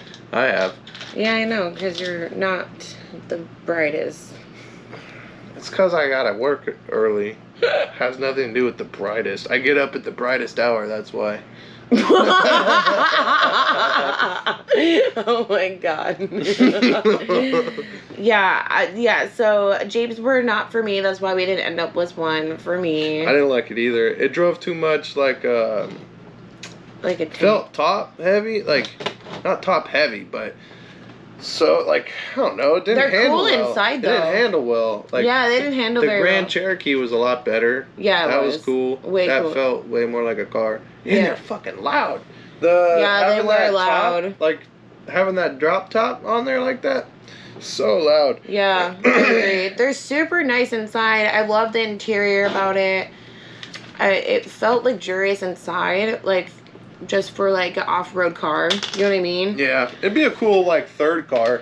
Yeah. Just to take, off-road. Like, hey, we're gonna go up in the woods. This is our weekend, road. Yeah. Yeah, but not for an everyday car. No, No. you can't do it. No. My dad had a Jeep I guess, like when I was like a baby, but I never saw this car. I was like Really? that young. Okay. And then, I guess he was leaving work one day. He was a teacher, some school in Palmdale, and his car was missing when he left work. Oh shit. I know. Someone stole it? Yeah. Fucking California. Yeah, this is back in the 90s too in California. Yeah, that was the great days, the good days. Yeah, but like crime has never stopped in California. It's been an ongoing struggle that California's been trying to battle, but it's only worse now because they have all these goofy laws. That's a nice way of putting it. Yeah. And so it's so weird that so we obviously report car missing, and they find it, and the cops found it in the middle of the Mojave Desert, upside down. It's just wrecked it. They're like, all right, this is a Wrangler or a Jeep. We're gonna go have fun. And it sucked for my parents. Sucks. Not only are they down one car, but my car seat was also in my dad's car. Shit. So now they had to get another car seat as well. Good thing for insurance. I know. That sucks. Yeah. And then we got this, what I call the child molester van. Talk about that. That's a good story. Yeah. Tell them about that. So I was like a super rotten brat as a kid. Spoiled. Showered. That's being modest. Modest. Okay. Anyway. So we're at the car dealership. And I really wanted this van so I could put all my stuffed animals in each seat and pretend like we're going to school. So I get in this van, and I literally will not get out of the van, so my parents had to buy. I can't believe they did that. I can't believe they did it either. I was little. I don't know that. I don't know that's the reason why they bought it. You know we're not doing that, right? Yeah, of course not. I could never be seen in a be like, oh, I van. guess I have to buy it, and my daughter won't get out of the car. It's embarrassing. You're fully defeated as a parent. If that's what happens, you get your man card taken. Jeez, okay. You just gotta hold your head down in shame because your kid totally took charge of this entire family. She's literally running your finances as a toddler. I was probably 2 or 3. That's funny. Yeah. Yep, spoiled. I'm telling you. Barbie doll every day. Whether I got a green card or red card at school. Green card or red card? Yeah, this is how they do it at my elementary school. Do you know I went to the same elementary school as Brenda Song from The Sweet Life of Zack and Cody? Although she's... So that's something we were talking about earlier. since you brought it up. Shows, TV shows and movies. Yeah. Stupid teenage high school shows that you love so much and like just put me to sleep. I did not know you went to the same school as whoever you just said. Brenda I don't know Song. who that is. She's a Disney Channel star. I remember So that. if you weren't a Disney kid, you probably don't remember. I know the show. I just wasn't a Disney kid. Yeah. I know the show though. She played London Tipton on the show. I don't know. Okay. Yeah, nope, not me. Sorry. She graduated like before me, like she was older than me, but yeah, we went to the same. I didn't even know who were those kids, the brothers that box and shit. Logan Paul, the Paul brothers. Oh God. I didn't know that they were Disney Don't get me started. kids. It was Logan Paul and Jay. I didn't know they were Disney kids. I didn't know that either. Yeah, I'm pretty sure they were Disney kids. Are you talking about Dylan and Cole Sprouts? No. Okay. No.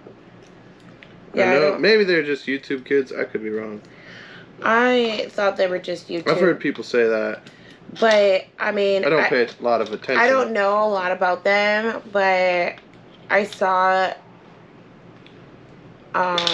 Logan Paul in Miami once. Babe, I need in here. Was Tana. Was that one? See, I don't follow that. Yeah, that girl I showed you that you said was hot. Oh, one of his hot girlfriends? What one? Tana. Yeah, I don't know. Okay, so you saw her. Cool. Yeah. That's cool. Yeah. They're in Miami? Yeah, it was my birthday, and it was Tana, Logan Paul, Meek Mill, and then some other people I didn't know. I'm sure they're famous too. I just don't know who they are. Just see everybody in Miami. It was so weird. Where were you at? I forgot the name, but it was like a Japanese restaurant. Oh, wow. Yeah.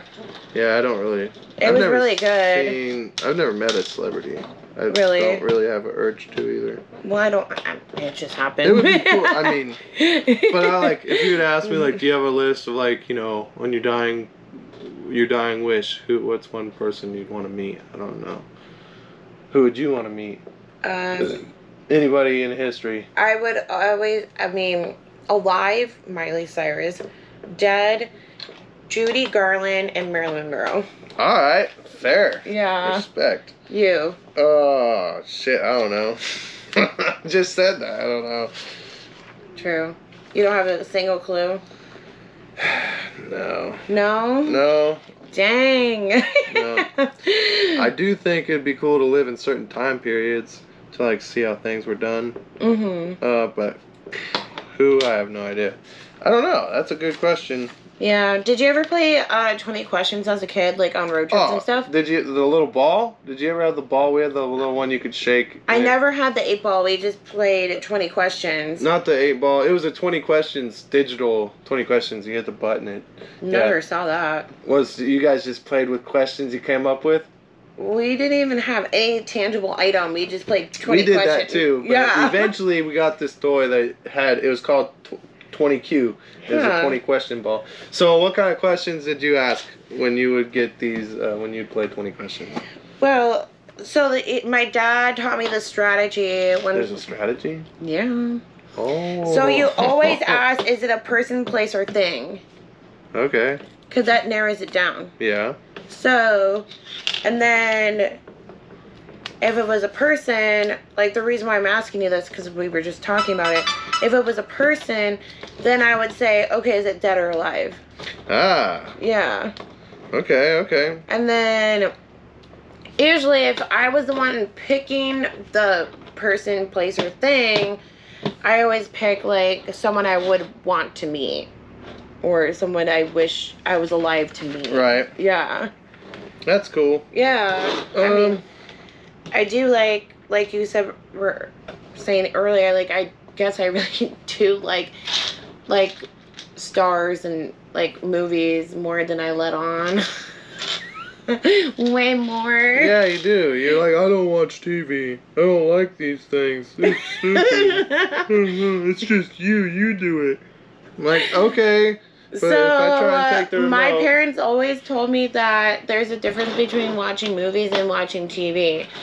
And so when Really? Yeah. So I And can't so wait to hear in this. 3rd grade, we were talking about like, oh, how much TV do you watch? And I said, oh, I don't watch any TV. Hours and hours and hours. I watched 3 movies today, though. What the fuck? And then everyone's like, what? You don't watch TV? You still say that. You still say that with the TV on. Getting mad at me about changing it. I just want to watch my... You just said you don't watch TV. And you're like, so? I do today. So if it wasn't called a TV show, I think they meant, is the television on? I don't think. So, back to what I was saying. Everyone in my 3rd grade class will look at me and be like, what? You don't watch TV? Do you live under a rock? Yeah, that's what I said. And I'd be like, Yes. no, I watch movies. There's a difference. With all your sass. And then Like, my I'm 3rd better grade than you. teacher I watch defended movies. me. She's No like, way. yes. She was like, you know what? She's right. No, I was like, not. I have never felt smarter in my life than that moment. You're no better than those people that go, sparkling, not still. Like, okay, Oh my god. just total bitch mode, just sparkling, not still. I don't watch TV, I watch movies. Whoa. Whoa, okay. Sorry to disturb you. There is a difference though, because like movies are only a certain length, like 90 minutes to like an hour and a half. 90 minutes is, yep. Or like 2 hours, like where a TV show can go on for days. Yeah, but TV shows were never very good. What do you mean Until, they're like, not good? Like, just regular TV. It was all sitcom, like sitcom Yeah. shows or Grey's Anatomy. I guess someone would think it's good. Mhm. But I liked the movie drama, level of drama that's in movies and thrillers and, you know, fantasy shit. And Mhm. also, like, old, like, Vikings and especially Game of Thrones. That is a level of show that each episode is like a movie. Each episode's so long and so character rich and so plot thick that it might as well be its own movie. And I think that TV shows... So now you're trying to justify why your TV... yeah. Essentially, I guess. I think that they're better. That's just, long story short, TV shows are better than movies. Okay, well, I think movies are better, but I do think that some shows could be better than if it was a movie. You know what I mean? Like, they can make the show better as a movie? like, you know, you watch a show and you're like, oh, I could see how this could be a movie if they just shortened some stuff out. Yeah. But it's good that they didn't do it because it's better as a show. I got you. Yeah. Yeah. I Yeah. definitely think, especially today, that making TV shows, like, I like this one called, I don't know, I like a bunch. But, like, Ozarks, that was a great show. It was. I was surprised I got into it. And I don't think it would have not done it justice as a movie.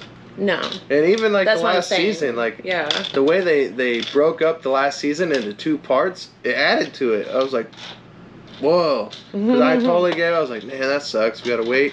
And then they gave it to us later. I was like, oh, okay. So it's like a new way to binge, but you're still getting a little bit of the tease. Right. Because it's, like, I don't like having to wait every week. I want to watch some shit, bro. I'm trying to find out now. I need did it really now. like Dexter. The new one, yeah. I didn't like the first one. The first one was too much. Probably because I was living in Florida when that one was popular, and I was like, oh great, I live in the state that this is supposed to be taking place. It's gonna give me But nightmares. he's like the good serial killer. You should be rooting for him. Yeah. I don't think okay. you're supposed to, but I do. It's like Yeah. Tony Montana in Scarface. I was rooting for him to get. I didn't want him to die. Oh I think that's God. how you know a good movie.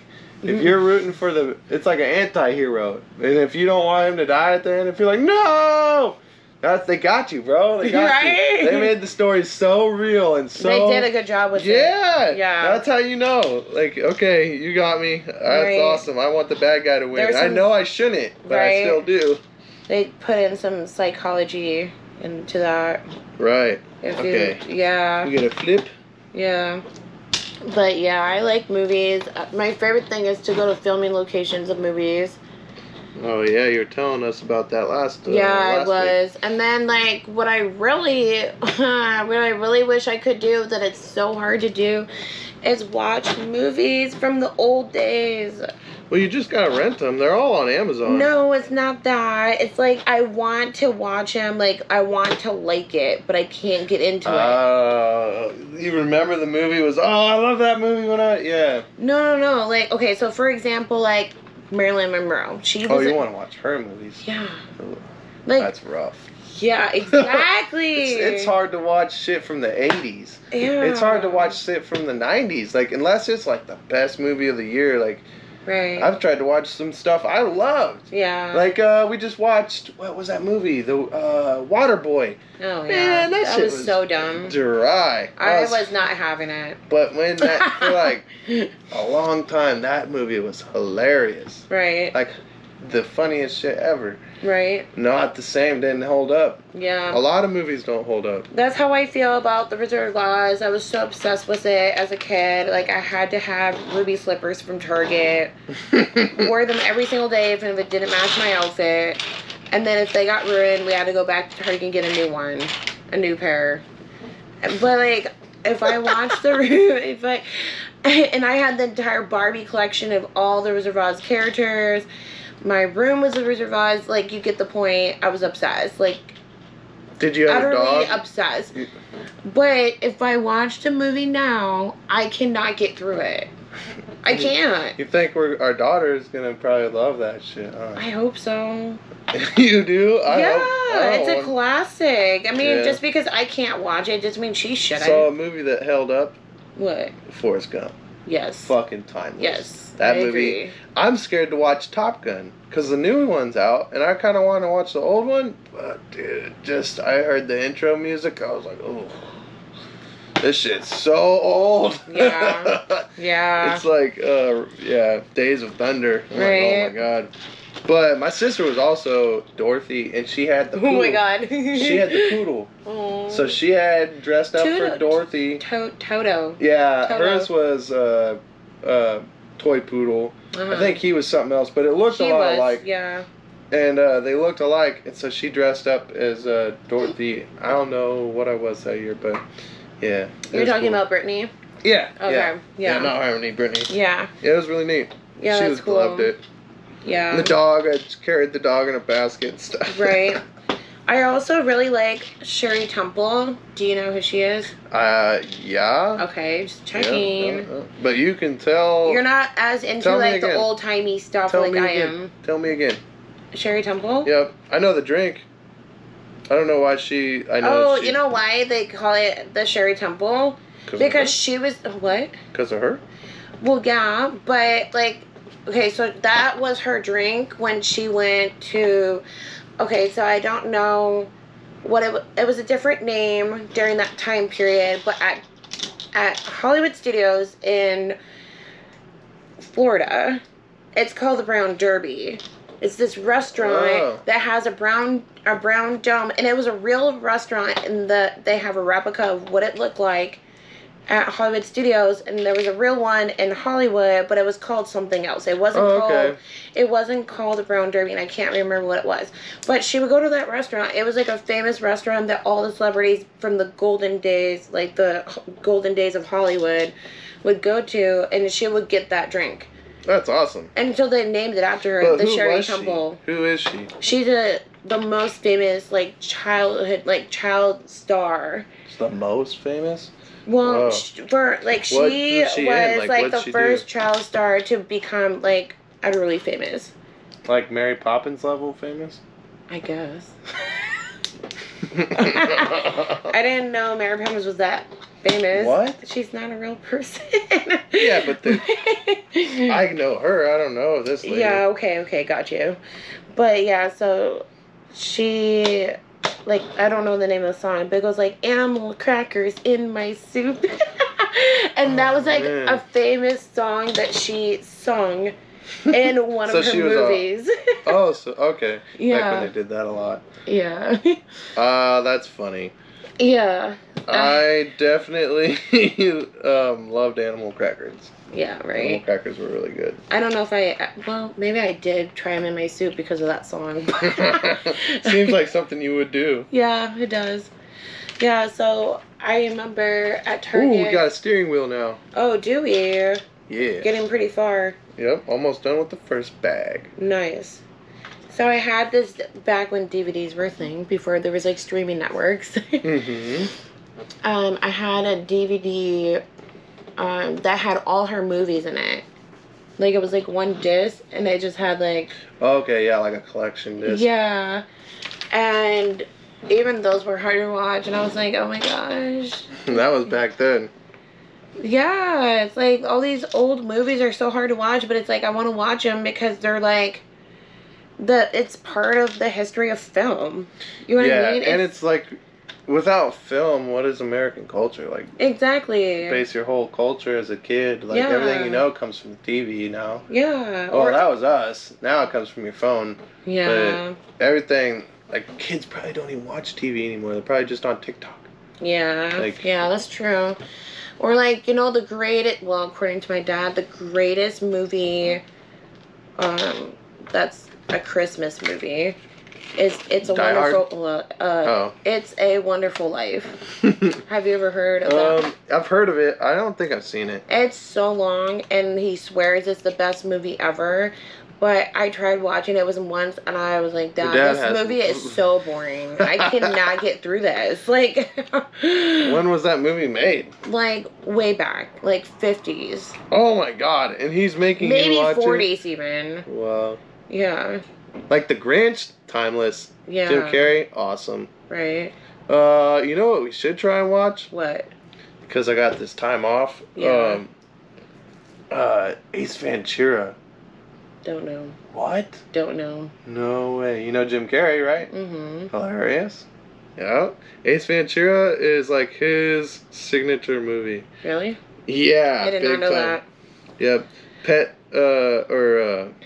There's a couple of them. He did a couple of those. Oh, nice. Okay, man, why do I always get the ones with got tight knots in them? You want me to do it? Yeah. Okay. You know how to tie a square knot? No. Okay, just tie the first, and I'll help you with the second. One movie that he's in that gives me so much anxiety is like Fun with Dick and Jane. Ooh, I saw that. We can watch that. It gives you anxiety, though? Yes. Why? Because... Tell me. They're constantly being chased by the cops. It makes me nervous. Oh my God. You and your cops thing. You got a real problem. You got anxiety from the cops. I do. Speaking of cops, like... Living in Florida, you get pulled over so much. It's like, those freaking freedom lights are no longer... Freedom lights? Yeah, red, blue, and red is like the freedom colors. And then... It's supposed to mean freedom. But when you're pulled over, it's not freedom anymore. Yeah, it's supposed to mean freedom. I know. Speaking of that, what do you think about the fact, like, we got a daughter now, and that shit that happened in Uvalde, like, the cops just sat there and watched. Yeah, that makes me mad. They didn't do anything. And they arrested parents. Like, I'm gonna go in there. I probably would too. And they're cuffing the parents that are going in after their own children. Trying to get their kids because they're not doing their job. Yeah, exactly. Yeah. It's like, wow. Like, I have, like... What does this come to? Like, well, that's our tax money paying your fucking mortgage, dude. Right. And you swore an oath to protect my kids. What if you don't do your job? We're one step away from anarchy. Yeah. Because the cops are the first line of defense to the social contract. Right. Once we lose the cops, there's nothing to keep the social contract in place. We don't feel like we have one. We're not going to act like it. Right. I think the problem with the cop issue that so many people are having is that I I don't know how to say this. How do I say this? I think we need law and order. We have to have law and order. Of course. And we need cops, but we need better cops. Yeah, that's a problem. We need cops who actually are there for the people and not to just get their... Do me a favor? Yeah. While you're talking, yeah. hold that. Gotta reel it in. Okay. We need cops that are generally, like, genuine. God, I can't Genuinely? talk. I have been struggling on my words all day. I know. Pregnancy brain. Oh, and I'm tired. I can't hardly talk because my throat's all dry. Yeah, okay, so... We struggle together. Can you say the word for me? Since Genuinely. Yes, thank you. We need cops who actually care about the people and not just about making their money for, like, that week. Dude, it's so crazy. Like, if there was anyone you could not care about me, that's fine, but you're gonna not care about the children? Like, right. What, dude? Right. How can you not care about the children? I don't really understand. Like, is there something that they tell the cops in the police academy that we're not aware of? Yeah, so there is actually. What they tell them that if you, especially for training of a school shooting or a mass shooting, if you are the first responder, you will have to put your life on the line to stop the bullets from flying. So whatever it takes to extinguish the fire, to get rid of the shooter, you will have to do that. And if you can't do that, then you will need to find another line of work. Because in that... But they don't follow up to that. No, and this is egregiously not followed up. Like, so now it's a problem. So, like, now what? Now what do you do? Because they clearly gave no fucks about that, and they looked out for their own well-being over everybody else. That's why it's so egregious. And you know what's weird? It's like, I grown up, like, so many cops, and they were all good cops. Like, my childhood babysitter, her husband was a cop. And we never saw him hardly ever because he was always, you know, out work, you know, working long hours, being a good cop. He was a great man. Like, probably, like, the greatest man I met, like, at, like, such a young age. You know what I mean? Like, a really good guy. And then, one of my best friends from Minnesota, her dad is an FBI agent cop. But, I mean, not anymore. He's retired now. And he's a good man. So, like, growing up, I was like, I only knew the good cops. Yeah. So I was not afraid of cops until I met a bad one. You know what I mean? My first exposure to a bad cop was at, I think I was like 17 or 18 years old. Yeah. I might have been 18, and it didn't go well.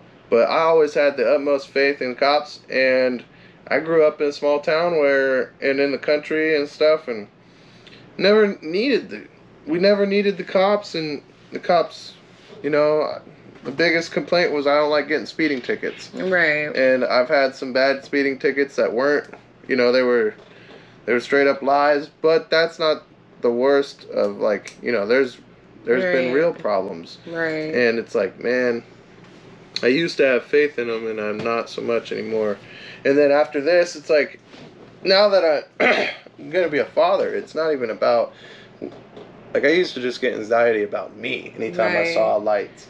But now it's like, I have to think about, like, we're going to have kids going to school. There's been 200 mass shootings. Like, we go to a movie theater, we got to look over our shoulder, like, it's getting worse every year, every month. Do you remember that movie theater shooting that happened in Colorado, like, years ago when we were kids? Yes. Isn't that crazy that was probably, like, one of the first shootings I ever heard of? Well, I mean, yeah. In my lifetime. We can remember. Yeah, since I can remember, yeah. And I remember it was so bad and so sad.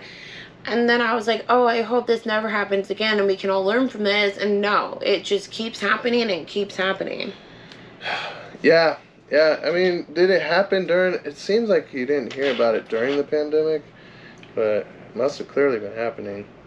But it's just getting worse. And, like, what do you do? Like, it's kids killing kids. It's 19-year-olds, 20-year-olds killing kids. Like, that's a kid. Yeah. And when I was that age... I think the solution to this is better mental health care. Yeah. Because when you're, like, if you think about all the age groups that these kids are shooting, the age group of all the kids who are shooting, they're all at the adolescent age where your mental health is a little fucked because you're going through puberty and like So the shooters are older, you might be though, getting babe. bullied at school. Like, I remember when I was in high school, I got bullied a lot, and I saw my counselor all the time with my brother, and I was also going through things like my parents getting divorced and like, you know what I mean? So yeah, like, these things play a role. yeah, and I went to my counselor all the time, like, I need to talk about this today. Like, you know, I would just go there first thing in the I morning. wonder how many, if like there's still a lot of school counselors around. Like, I don't know. is it virtual? I bet that doesn't help. I know that from watching Queer Eye, one of my favorite shows. I like that show. Yeah, they had an episode of like students who had to endure like the pandemic for the rest of their school year and how it affected them and how they lost family members due to COVID and like how it affected their academics, their mental health, like their friendships, Right. like everything. And that tender age where you're trying to learn as a person, all of a sudden now there's this pandemic. You can't go to school to see your friends. You don't even know how to talk to people. You don't have that mental health support. What if you live in a home that's not a healthy home and like the school was your only escape, you know? Well, and another thing too is for some kids, and for me, I ate school lunches. Like, Yeah. Yeah, that's another thing. and we Like, didn't have, like, we planned on eating school lunches. yeah. Like, we put our money in, my mom would pay that ahead of time. Right. And so we didn't have extra money for lunches and stuff. She already paid the month or 6 month or how much she would pay for it, and it was discounted too, because she had Medicare and stuff. Right. And was on Social Security. So that was something we relied on. I don't know what we'd do if, like, now all these families just gotta feed their kids two extra meals a day, breakfast and a snack, and like we did surf too sometimes. So there's another snack at surf. Yeah. It's like just the food problem of it. Right. So there's like just so many issues with kids not being in school during the pandemic, and like from what I have heard from just other people, like, I mean, just like watching shows like that, they would talk about it and they struggled, you know, during COVID, not going to school. So I think maybe, I mean, but shootings have been happening before COVID, but maybe the reason why it's getting worse is because they didn't get that mental health care or like that support, that whatever it is they needed during that time. Obviously, it's now affecting them regardless of the far school worse. shooting. And it's like, we need to fix that problem. Yeah, You know what I regardless mean? of school shootings, that's going to affect an entire generation. Yeah, regardless of the shootings, we need to nip in the bud whatever the core issue is. The suicides went up. Everything went up during the pandemic because of that. Because, right. The human being is not supposed to be isolated. No. We learned that. It's not normal. It's not natural for human beings to be by themselves. No. And it was the weirdest thing to just have everything shut down. Yeah. Like, like, we knew things could happen, right? Wars, this, whatever, economy, fucking Twin Towers, whatever. But shut the whole world down and no one works, that was crazy. It was the weirdest thing I ever heard. It was so weird. When I saw on the news that they were doing that, I was like, there's no way. There's no way that they can have the nerve to shut the world down. Like, what does that even look like? I don't even know what that looks like. We're so ignorant. We're like, we got freedom. You can't do that to us. Yeah, okay, we we'll were see. ignorant. We will find out, because they did. Right. So crazy. Weird times. It is. The worst part was not going to the gym. Well, and like even now, like thank God, that was the worst. Thank God that's they're letting your mom come. That's really cool to the baby because. Oh yeah, I know. Shit, that was 3 months ago. It was nobody in Seattle, and now it's. Right, you weren't even gonna be allowed in the delivery room, which we were clearly not okay with. Because what the fuck? I don't know how someone expects to have a baby. That's so scary. Yeah, can you imagine? What if you're like people died and weren't allowed to see their family. Yeah, I Like, know. that's crazy. Yeah, no. I'm good. I will find a different hospital. Yeah. And then we went to Tacoma, which was super Better. chill. Yeah, way better. Way laid back. I really love Tacoma a lot. It's so weird that Tacoma and Seattle are so different and just like, Not that far apart. Yeah, 45 minutes apart. So crazy. But if you think about it, have you ever been to Davenport, Florida? Polk County? Mm-hmm. That's 45 minutes apart. And it's like Polk County, Orange County. True. Yeah, it's weird. Is Tacoma in a different county or no? Yeah. It is? Oh, no, it is. It is. You're right. What's that county, though? It's King County. Oh, God, what is it Kent County? No. I don't know. But you're right. It's a different county. It's a different county. Yeah. So that makes sense. I would like to move back there. It sounds like it's, I'm just like realizing it has to do with counties. Like, yeah. Well, it has to do with states. City. And then, so it started out national, right? Nationwide. Then it's delegated to the state. Then it's delegated to each county. Okay. So once the state released it, certain counties were like, we're still going to be restrictive. Yeah. But if the state said we're restrictive, certain counties couldn't go, oh, well, we don't care. The state demands that you care. Yeah. I mean, yes. But I was just saying, like, I just realized, like, things are different county by county, regardless of COVID restrictions or not. Yeah. Yeah. For sure. Just saying this out loud, it, like, clicked. But yeah, Tacoma was really nice. Really liked it. But then we moved here. Do you like this better? Or Tacoma? I definitely liked my OB in Tacoma. He was just very, very, like, considerate. I liked the, I'm going to fuck up the name, but, What? that place I wanted to live. Puyallup? Oh, Puyallup. Puyallup. Because it was far enough away, but 30 minutes to everything I needed. Like here, hour and a half to the city. So that's like, oh, now it's hard. Like, now we're really in the country. But there you could like have an hour commute. You would move back to Washington? Yeah, I liked it. I liked the money. It was good up there. It is. And I liked the area. Like, I would live in that area. It's just like so hard to talk to people and no income tax. from Washington. They're so hard to talk to. They don't really strike up conversations. It is easier. I do like it here. I like it here. I like it here. I don't know why that is, but it's just like, I don't know. I have not lived in the Pacific Northwest long enough to figure it out yet. But for whatever reason, Washingtonians don't really like to talk. Well, that's another...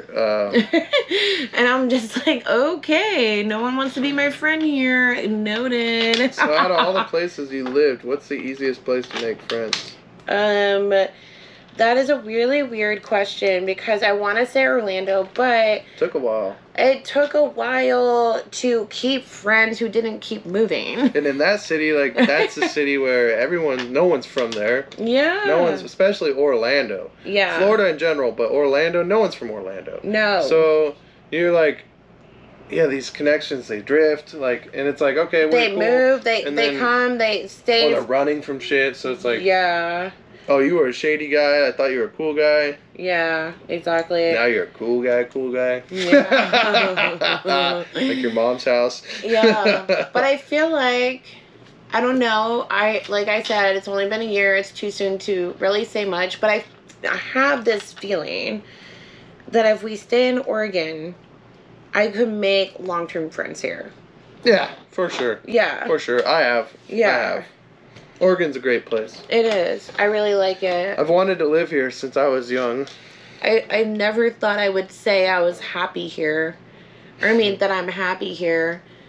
But I caught myself twice this week talking to my friends in Orlando, telling them, like, I don't know if I would move back to Florida. I'm really happy here. Aw. Yeah. That's good. Yeah. I'm glad you like it, because that wasn't the case a couple months ago. Yeah, I just didn't like Washington. That's what it was. Yep. And the sun. Now you got some sun. Yeah. You need the sun in your life. I do. Even when I lived in Minnesota, I was I asked my dad, asked my mom. Every winter, all I did is complain. Why did we have to move from California? Like, like I hate my life. Like, So dramatic. Yes, I know. yeah. I was just gonna say, what was we found someone more dramatic? Oh, I don't want to talk about that. That's no, not nice. let's not talk about But that was amazing. I was like, wow. I couldn't He believe found that. someone more dramatic than me. We don't have to talk about it. No, we're not going to talk about it, but I had to tell you that today. I was astonished. Just so you know, I am not the worst out there. I was like, damn, like, I really thought I had a case for her being the worst. No. I was like, I can't even talk anymore. Like, I gotta shut up. Yeah. You must have felt really proud of yourself when you I was found just out. really confused. I was really confused. I was like, I don't understand why she's crying right now. But yeah, I was proud of myself too. That's funny. Where are some national... I got that cool book, right? The National Parks book. Oh my god, I want to go do all of them. So what's the first... Like, where do you want to go to a national... Like, what national parks do you want to see first? Oh my goodness. Because we got a daughter now. We're going to be able to take her places. I know. I can't wait for that. Like, that is what I want to do. Is, like, take her to all these national parks. Where? What ones? Where? I don't know. I need a minute to think. Okay, so... You got very excited, though. Yeah. So, my very first national park I ever been to was Yosemite. Oh, okay. I have not been. That's a shame, right? What? How can I be a Californian and not have gone to Yosemite? Yeah, what? I know. I don't know. I don't understand. I feel ashamed. I'm very confused right now. I mean, but... Alright, no judgment? No. In your defense... You are from Northern California, and I have been to the Grand Canyon. Okay, yeah, that's and weird. I've seen the Hoover Dam. That's an issue. Yeah. That you have seen those two before Yosemite, but I mean, whatever. Our life isn't over yet. So we have time. You need to take me to We can go to Yosemite. I can go back as an adult because the only time I was there, I was 3. And then... Oh, that's another conversation. We'll talk about that in a minute. But guess what? I remember that trip. You do? I do. I remember it because my parents were so dramatic on the trip. And I was like, oh my God, why is Mom freaking out? And I just remember her freaking out. Like, and then...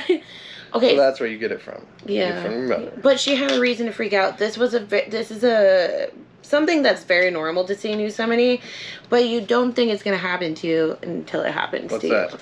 Okay, so... Bears or something? Yeah, so, okay.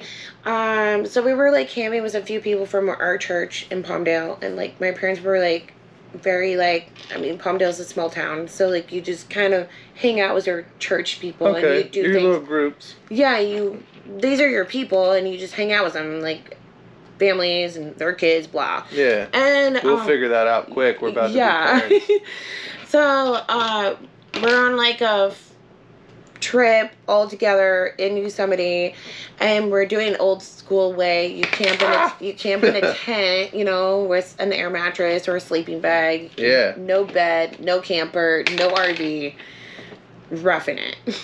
Yeah. And we put the food in our cars, like in like bins, like I don't know if you guys do that, but this is how we do it in Southern California. We put food bins, and then you put it in the car. Yep. So bears don't get it, right? Kind of.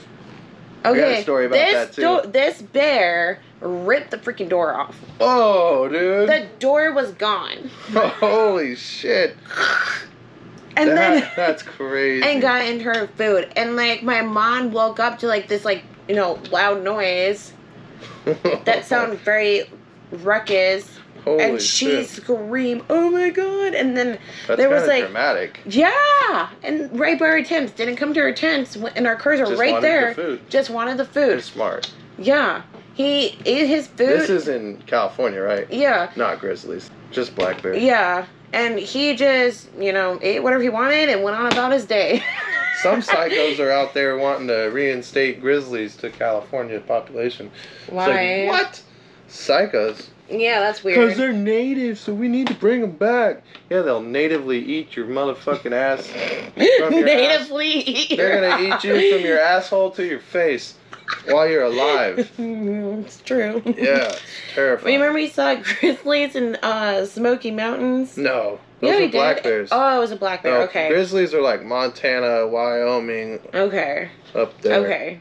Maybe Canada. Maybe Washington has some. I don't think so. Yeah. I'm not sure. But yeah, I remember that from Yosemite, and like my mom even took pictures. Or on our picnic table, there was like bear claws. Like We also had our car attacked. Really? At the lake. You didn't? Oh, a bear? By a bear? Yeah. You didn't tell me about this. I know. Yeah, I was waiting for you to finish your story. Yeah, I want to hear this. So we're at the lake, and this is just tells you the power of In-N-Out Burger. All right. Oh my goodness. Because this is an In-N-Out wrapper, a bag of all of our In-N-Out trash, balled up in the back seat of the truck. And we're on the lake on the boat for the weekend. Okay. We come back. The motherfucking roof's caved in. He got in the bed of the truck, climbed into the bed, and just started pounding on the roof. Didn't break the window somehow, but he did it the whole way. He wanted that wrapper so bad. There was no food in there. Just the smell. Now I'm starting to think that In-N-Out is crack. It is. What is in that food? Yeah, deliciousness. Yeah, make people order that shit from over like in New York and stuff. When I was in Florida, I legit thought about ordering it and having it shipped to my house. But they don't do that. I called them. Oh, they don't? I literally went miles to figure out if I always could do heard this. that people would do that. Yeah, they don't do it. They won't ship it because it's like a liability if the food gets there. Oh, that makes sense. Yeah.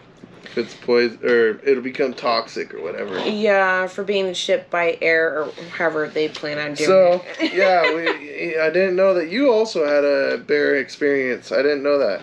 Yeah, it's crazy. My mom still has like pictures of like the bear claws. Coming together. That's cool. Almost there. The bear. Oh, really? So they actually like cut into the panels? Whoa, that's scary. Yeah. And guess what van it was? The one that my parents had to buy at the dealership. He knew. That bear knew. Gotta get rid of this thing. So, oh my God. We also had a bear get wasted. So I told you, yeah, I told you like so at the lake we'll have the boat, we'll have the ski boat, the houseboat, and then if we had a lot of people, we'll go to a campground that you can only get to by water, and they'll go camp up there in the hills. And they got bear boxes. It's a campground. They've got the bear boxes and stuff. The bear opened the bear box and drank 2 30-packs of Coors. 60 beers. How do you get to that again? So the bear box has just got a door cover, so they figured it out. They're smart. Okay. They knew how to open it. And they just hear crushing of cans. And he's just drinking the beer. Just crushing it in his hand. Wow. Just grab the beer. He wanted to get drunk. Oh, man, I hope he did. Because that's a lot of beer. I hope he got drunk. I don't know if that... Do you think, like, it's enough. I don't think it's enough to get a beer drunk. Yeah, maybe. I don't know. But they were weird. terrified. Those people were terrified. I bet. So I guess I should go back to your question. Which national park do I want to take our daughter to? First. Okay, first. Wow. And what age? You know what? I have never been to any national parks in New York. That would be a good place to... Oh, that would be cool. I haven't even been to New York. I haven't been to upstate New York. So, I guess we should say, what do we want to take her to first when she'll remember? Because clearly we're going to take her around the area first. I think you remember things at 3. I don't. Really? I don't remember nothing. I did. Until like 5 years I don't know. old. Maybe it's different. Excuse me. Pregnancy heartburn. Heartburn. Where does this go? I don't know. But what was I gonna say? So, I remember things from age 3 to 4. After 5, I don't remember things. Well, that's because of what started happening, right? Yeah. Because of the epilepsy. Yeah. Yeah. How long was that? How long did that last? Till you were like 17 or something? So I stopped having seizures as soon as we moved to Minnesota from California. Like maybe like. Oh, so they stopped. The seizures Not stopped? like immediately, but a year, pretty much like anywhere from between, if I can recall correctly, anywhere between 3 months to a year, they stopped. Okay. So you didn't have seizures for years. You just had to deal with the damages of the damages of it. Yeah, my learning disability, my speech, and you would never know. Yeah. It's well, subtle. you wouldn't know anymore, but you would then. Right. Yeah. So yeah, I stopped having seizures like by the 2nd grade. Well, that's cool. Yeah. Cause man, that would be hard to like have seizures in school and stuff. And I missed a whole month of school of 2nd grade when we moved to Minnesota because I had to be hospitalized for a whole month, so I had to repeat 2nd grade twice. Whoa. Oh no, that's not why. Okay, so I moved to Minnesota in the middle of my 2nd grade year in California. Oh, so you needed to restart that in Minnesota. In Minnesota, but I missed a whole month of 2nd grade in Minnesota because I had to be in the hospital and somehow. How old are you in 2nd grade? I was like 8 or 9. See, I remember 2nd grade. I remember 2nd grade, but it wasn't like anything positive to remember. But I don't remember a lot of shit before 2nd grade. That's funny. Everyone is different. I wonder what It is weird. And some people are like, oh yeah, I remember the day I was born. And I'm like, dude, what? I don't remember the day I was You born. get what I'm saying? Like, there's some people that just have perfect memory recall. Right. I'm like, wow. I wonder what my brother remembers. That's all the more reason to do the podcast with him. Yeah. It's cool to, like, learn this shit. Right. I like to know about people's childhoods. Yeah. What was your favorite movie during your childhood? The Wizard of Oz. That was it? Yeah. Pocahontas. Pocahontas, that's a good one. Made my dad watch that over and over again. 100 Dalmatians. I watch 100. I loved that. 100. I used to dress up like a Dalmatian. Lucky. I love Dalmatians. Mm-hmm. Yeah. We went to the premiere in Hollywood. What? Of the live one. That's cool. Yeah. What else? Hunchback in Notre Dame. What about not even as a kid? What about just like all the stupid shows I call stupid? They're really not stupid. They're not bad movies, but all like your Legally Blondes and all these. We're not gonna talk about that. I mean, that came later. So yeah, well, what about those? Those movies started when I was like maybe like middle school going into high school. Okay, still a kid. Yeah. I don't know. I found Clueless on accident. Found what? I found the movie Clueless on accident. Clueless? Oh, that's with your favorite actress. What's her name? Alicia Brittany. Livingston, Silverstone. I don't know. I thought it was isn't Brittany what her name in that? Oh yeah, Brittany Murphy. Yeah, Brittany Murphy. Alright, so bag one's done. We're getting there. Nice. Got a little suspension now. It's full travel. That's cool. Yeah. And the looks good. Cool. So, my brother and I, even my mom was like, You gonna help me sort them? Yeah, I would do that. Are these extra then? Oh. Well. Oh, no. You missed something? Shit. Yeah, good call. Damn it. See, you can't do it either. Nope, not really. It's not bad. I could fix This is it. a more complex build too, though. Yeah, Technics are a little bit harder. Yeah. But, okay, so, as I was saying, so my brother and I would stay up late and watch TV because we didn't want to go to bed. And then he would go to bed and I would stay up longer than him because I just wouldn't be able to go to bed. So You still don't go to bed. I do now. Finally, that you 4 a.m. comes calling quick, huh? Well, it took me about a year to start being like that. Yeah. Thank God. Because it started with you, like, being whiny and wanting me to go to bed with you. and then I just got used to doing it because you got me to get used to it. Like the dog. It all started with Renly. Renly would get me to go to bed, and then I would, shit rolls downhill. So he'd whine at me, and I'd whine at you, and then we'd all be in bed. That's true.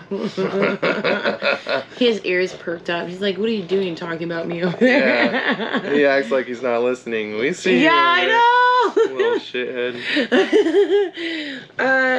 Yeah, so I was like, "Oh, this movie's on at midnight. What is this?" And there was like nothing else on, so I decided to watch it, and it was Clueless. And then I was like, "Oh my god, I can't believe I just now discovered this movie. This is so great!" Like, well, I talked a lot of shit about that movie, but it was pretty good. It is. Yeah, I liked it. Really good. What is your favorite Brittany Murphy movie? Clueless? Brittany Murphy is not the lead in that movie, so I don't know Oh, okay. if it's my favorite of her. But I would say Just Married was Ashton Kutcher. Oh, that was a good one. That is hilarious. I like Ashton Kutcher. Me too. So funny. Oh my god, remember back in the day he had a show named Blanc? Yeah, I do remember that. I would watch that show every day. You know why I mean, whenever it was on TV, not every day. You know why I missed those pieces? Because someone was fucking twiddling their thumbs with them, and I never saw them. Oh, You're like, oh, you need these? Like, yeah, I did. I wondered why those were exposed. Whatever. I was out of pieces. I was like, oh, okay, I guess I don't need that. Punk'd, I watched that a lot. You know... It's so funny. Like, Kings of Queens is a good one. Never watched it. What? So we didn't have cable growing up. We had TV, but no cable. I don't really care for cable. There's nothing on cable that we can't watch on streaming networks. Well, that's now. Yeah, true. And, but we did get Netflix. When Netflix was back when you would mail it in. Remember the mail-in Netflix? What? I don't remember that. What? Oh, shit. I'm like an OG Netflix consumer. Yeah, you are. You used to have to, like, go online and you'd make a list and you could pick what ones were going to be shipped where and do whatever. And you could do, like, 2 movies at a time, or 1 movie at a time, or 3 movies at a time. That's weird. I never knew this. They would send them to you, and as soon as you watched it, you put it back in the mail. They gave you a return envelope. So is it like a Redbox but Netflix? No, you put it in the mail, and then they'd get it, and then next week you'd have your next movie. Gotcha. And yeah, you could get a few at a time, so you always had movies to watch. Let me make sure that... It's on right. Yep, it is. Sometimes they get air pocket in them. Are you sure you just didn't trust me to do it? I don't trust you. I'm honest. I trust you with my child a little bit. A little bit? And then I have to think about your driving, and I'm like... Oh, I'm not really that bad of a driver. You just don't like how I drive. Just get lost. You're a good driver. I know I am. If you were a bad driver, you'd have... I'm a better driver now that I don't have a Mustang anymore. Oh, talk about that. Oh, man. How many brakes? Oh, Lord. Is that what you're going to talk about? Okay, yeah. Well, tell me. Many. How many brake pads and rotors did I go through because of my horrible braking? So, I've had cars with hundreds of thousands of miles on them and never had to change the rotors. Never once changed the rotors. I personally changed the rotors 4 years ago on your car. I know. After we broke up the first time. And then you ate through the whole thing was gone. I know. It was like a razor blade. I know. And I couldn't even believe it. And the calipers, again, seized up because they were so far out that you just ate them up. And then I run into you again all these years later, and you're like, by the way, there's this noise. Like, oh, it's probably fine, your brakes start to squeal when you need to change them soon. Because there's an indicator, and when you hear that, you usually be like, oh, hey, I hear the noise, and I'll change them next 2 weeks or in a month. Mm-hmm. Not you. You just was like, oh, yeah, I heard that. I turned the radio up. I'm like, fuck. that noise that I thought I had 3 weeks. Oh my god, I forgot I said that. Yeah, I thought I had all this time. Oh, dude, it was already way too late. It was already way too late. That indicator must have hit while you were still in Florida, because it was fucking late. Like, I just turned it up. Wow. Yeah, I'm just like, ugh, it's disturbing my jam session. No wonder. And I'm like, babe, you don't need to drive home. And like, I hear you when I'm in the RV with the TV on. I can hear your music outside. You don't have a good stereo, all right? I shouldn't hear, like, you didn't have subs. I'm like, you shouldn't be hearing bass. You don't even have subwoofers. And then I turn my radio up or my phone on high, and you're like, turn it down. It's too loud. I can't hear myself talk. It's just because I don't like anything but what I like. No, I don't like your shit either. I know. Make sure you said every time we're in the car with you, I have to listen to your shit. Oh, there's rules. You never ask me what I want to listen to. Because I don't care. I know you don't. The rule in this... And then you wonder why I'm not fun in the car ride. It was because it's not my music. I don't know how to jam to this. Yep, well, 20 years from now, you'll figure it out. 20 years from now, I'm still going to do what I'm doing today. It's just dealing with that because you're my husband and I love you. There was a TikTok I saw, and it's this daughter with her dad, and he's like, all right, I think I sent it to you. What? Or it was on Instagram or something. There's 3 rules to the car. Anything up here on the dash, you don't touch. That's mine. You don't touch that. Nothing. Air conditioner is too hot. You're too cold. Don't matter. You don't touch it. If the windows just suddenly roll down, you don't roll them back up. You don't touch them. Oh my god. That was my dad. He would be... You don't roll him back up. It would be like 32 degrees outside. Oh my god. And we're like, he's got the fucking window down. Oh we're my like, god. Turn the heater up. He's like, ugh. Why does he need that? We asked for the window to be rolled up, so we just asked for the heater to get turned up. That's so funny. Oh man, yeah. Dude ran off of fucking kerosene. He was always so hot. He's like, oh, so hot, man. My dad's like that too. Like, if the light is green and you wait a second too long to start pressing on your gas and my dad's behind you. That's your mom. Yeah, both my parents have road rage. But my dad has like the weirdest stuff to say. Like, he'd be like, what are you waiting for, next Christmas? That's pretty good one, actually. I know. That's funny. And I always laugh, and he's like, what? Bunch of idiots.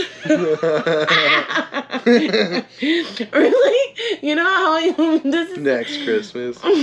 You know, like, you're always making fun of the Minnesota accent. Yeah, he's got one. Yeah. You know what he says that's only a Minnesota thing? I don't even say it because I'm not a true Minnesotan. Holy buckets. What? And he's from, he's from Minnesota, right? Yeah, born and raised. And then he moved to California? And that's where he met my mom, and that's where my brother and I are born, yeah. Crazy. But no, like, okay, so what like... does that saying mean? Holy buckets? Holy buckets, bro. It's just like saying, like, holy cow. Holy buckets. Whoa. Holy buckets. Oh my god. It's so Bunch weird. Of hillbillies. I know. Holy buckets. Holy bejeebies. Look at these buckets. It's so much funnier when my dad says it. It like cracks me up. I would just give him the eyebrow. I just laugh at him because he's like this big dude and he's like, holy boy. Nothing like when your dad gets mad at the TV for football. Oh God, you witnessed the whole it. The whole bar witnessed it. We're all like, I know. Yeah. What team's he? Yeah, that team. Right. I was like, I don't know him. He was like mid-sentence, like, so we're going to be, yeah! I was like, yeah, baby! He goes, yeah, it's crazy. I was like, dude, we were talking. He's like, nope, not anymore. Football. Why do you think that every time the Super Bowl was on, I would never be in the same room with him? If the Super Bowl is on, you do not want to be where my dad is. Oh, God, you're going to get knocked out. Just being in the vicinity of those arms flailing around. That's where you get to all the... You get real animated with your arms. You almost hit me. I had to get over here. Maybe it's from my mom, too, because she talks with her hands. God. Hand talkers. Hand talkers. Something else. So funny. These hand talkers. Oh, my God. You alright over there? Heartburn is just terrible. Ugh, pregnant. What kind of characters do you run into at work? Characters? Yeah, like cool guys. What kind of cool guys do you run into? No cool people. Not really cool people. Cool guys, like YMH cool guys. You were telling me about them. Okay. You know the stories. You got stories. You're just telling me about all these different cool guys. I'm sure there's stories that you didn't even tell me. I'm not like hauling. Like all the crazy homeless people and shit. The cool oh my guys. God! Yes. Okay, those cool guys. Yeah. I Not actually cool. No one's cool anymore. Cool guys are fucking psychos. Okay, noted. Yeah. Okay, so yeah, as pretty obvious, the West Coast has a homeless problem.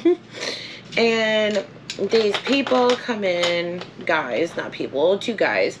They come in every morning at 4:29.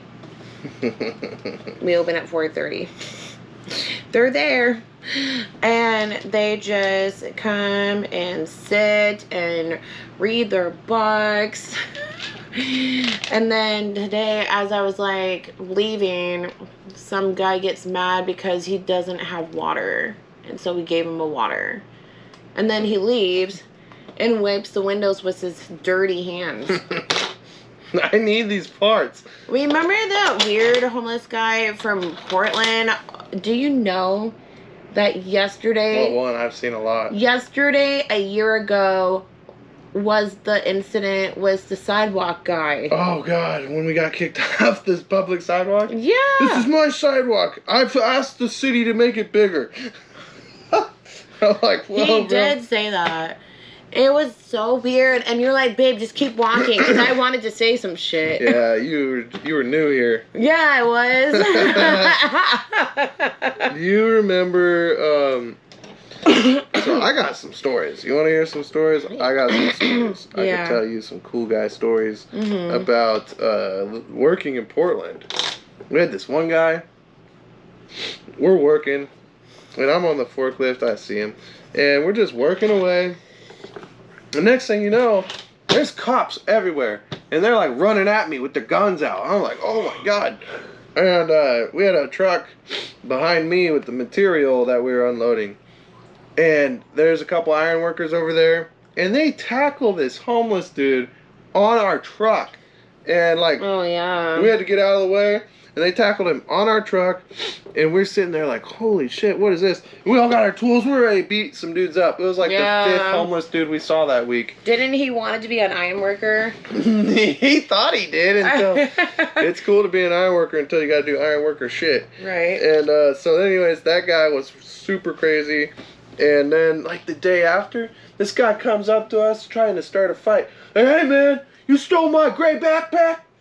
Yeah. We're like, what? You stole his what? Gray backpack. And he was yelling at us in the air. We're in our man basket. He's like, you got my gray backpack? I know you. I saw you take my gray backpack. Oh, you want to come visit? Come here. Oh, our special guest. Yeah, and that's just, man, so many crazies. One guy was stopping traffic. Wouldn't let the cars go by. We really almost got that guy. And oh my goodness. And then this one guy, I almost jumped out of the air. I was so mad I was ready to come down. He was chasing these women around on the block. Oh my God. And he would walk all the way to their door as they're getting in the car. Yeah, and then he chased this one girl. She starts here. She comes out the store, goes. He's following her. She's at the corner of the four-way. She crosses the street before the light even changes, just trying to get away. Mm-hmm. He follows her over there. Then she crosses again. He follows her over there. Then she takes a left. That shit's scary. And I was like, dude, this guy is stalking her, like, within 30 feet. Like, will not. And we're yelling. He doesn't give a fuck. Yeah. And it was, yeah, it's terrifying to be a woman out there. That's really scary. And I had, like, a situation like that happen to me in Minneapolis. Yeah. Yeah, like, I was, like, going home from art school. And I took the light rail to the light rail station where you park your car. Mm-hmm. And I noticed this guy kept staring at me. I was like, okay, whatever. And I look at this woman. She looks at me. Like, we're, like, looking at each other. Like, okay, yeah, you see what I see, right? And then I decide that, you know, I need to get off. I mean, it was my stop. And then he starts following me. And then, so I'm like, and then he's running. Whoa. And I'm like, all right, I need to get back on the light rail. And then, so I get back on the light rail. He's running after you? And then he gets on the same, like, car as me. And so I have to get off on the next one just to get another car. Wow. And then, did he follow you again? After Finally shook him? He followed me until I lost him. Wow. And then I waited to see if he was going to get off. And then when I noticed he wasn't getting off, I got off, like, last minute before the door shut. So you're totally, like, having to watch this fucker. Yeah. Holy shit. Yeah, man, like, as a man. And that was in Minneapolis. As a man, this shit, that's a level of freedom we don't have to fucking worry about. Yeah. I don't ever think about... Now, there's another story from Portland. Like, I almost got jumped by that dude. And I mean, I carry a gun on me for that reason, but that guy approached me with my back to him at my car after I already said no. Yeah. And I was like, I had to pull my gun out. Like, hey, dude. Oh, yeah, I remember that. This is a no. Yeah. Solid no. Tried to start offering me socks. I'm like, I'm not buying shit from you. Get out of here. Off his feet. Yeah. I'm like, you know what I told him? What? Said I got socks on, bro. I already got the socks on. He just watched me put my boots on. I'm like, bro, I got socks. And why would I want to buy socks that you've been wearing on your dirty feet? He might have had new ones. Who knows? Maybe he's a hustler, all right? Maybe. He's like, you know, street retail therapy. And, but the point is, besides that little incident, like, unless he has a weapon, like, I still feel confident that I'm not going to get, you know, taken advantage of or anything. Right. A woman, you don't, even with a knife, like, you're not going to feel confident. Like, even knowing, like, you know a lot of martial arts. Yeah. There's a certain level of fear that you have to think that every man out there is strong enough to kill you. And it's like that. I don't ever think like that. I never have to think. If I approach women or see, there's 50%, at least 50% of the world I'm not scared of. Right. All the women, not scared of them. Yeah. And, like, that's not the case for you. No. Like, but or all women. That's why it's, like, so important to know jiu-jitsu and to know... I mean, you don't have to be a black belt to know jiu-jitsu. You can just be a white belt and just keep going to class and, like, learn the basics, like how to defend yourself. Yeah, it's more than the guys on the street, and that's all that matters. Like, yeah, exactly. And, like, that's all they train you to know. I mean, at least when I went to Gracie Barra, Barra, yeah, Gracie Barra, thank you. They will be like, look, you need to learn how to attack on the ground.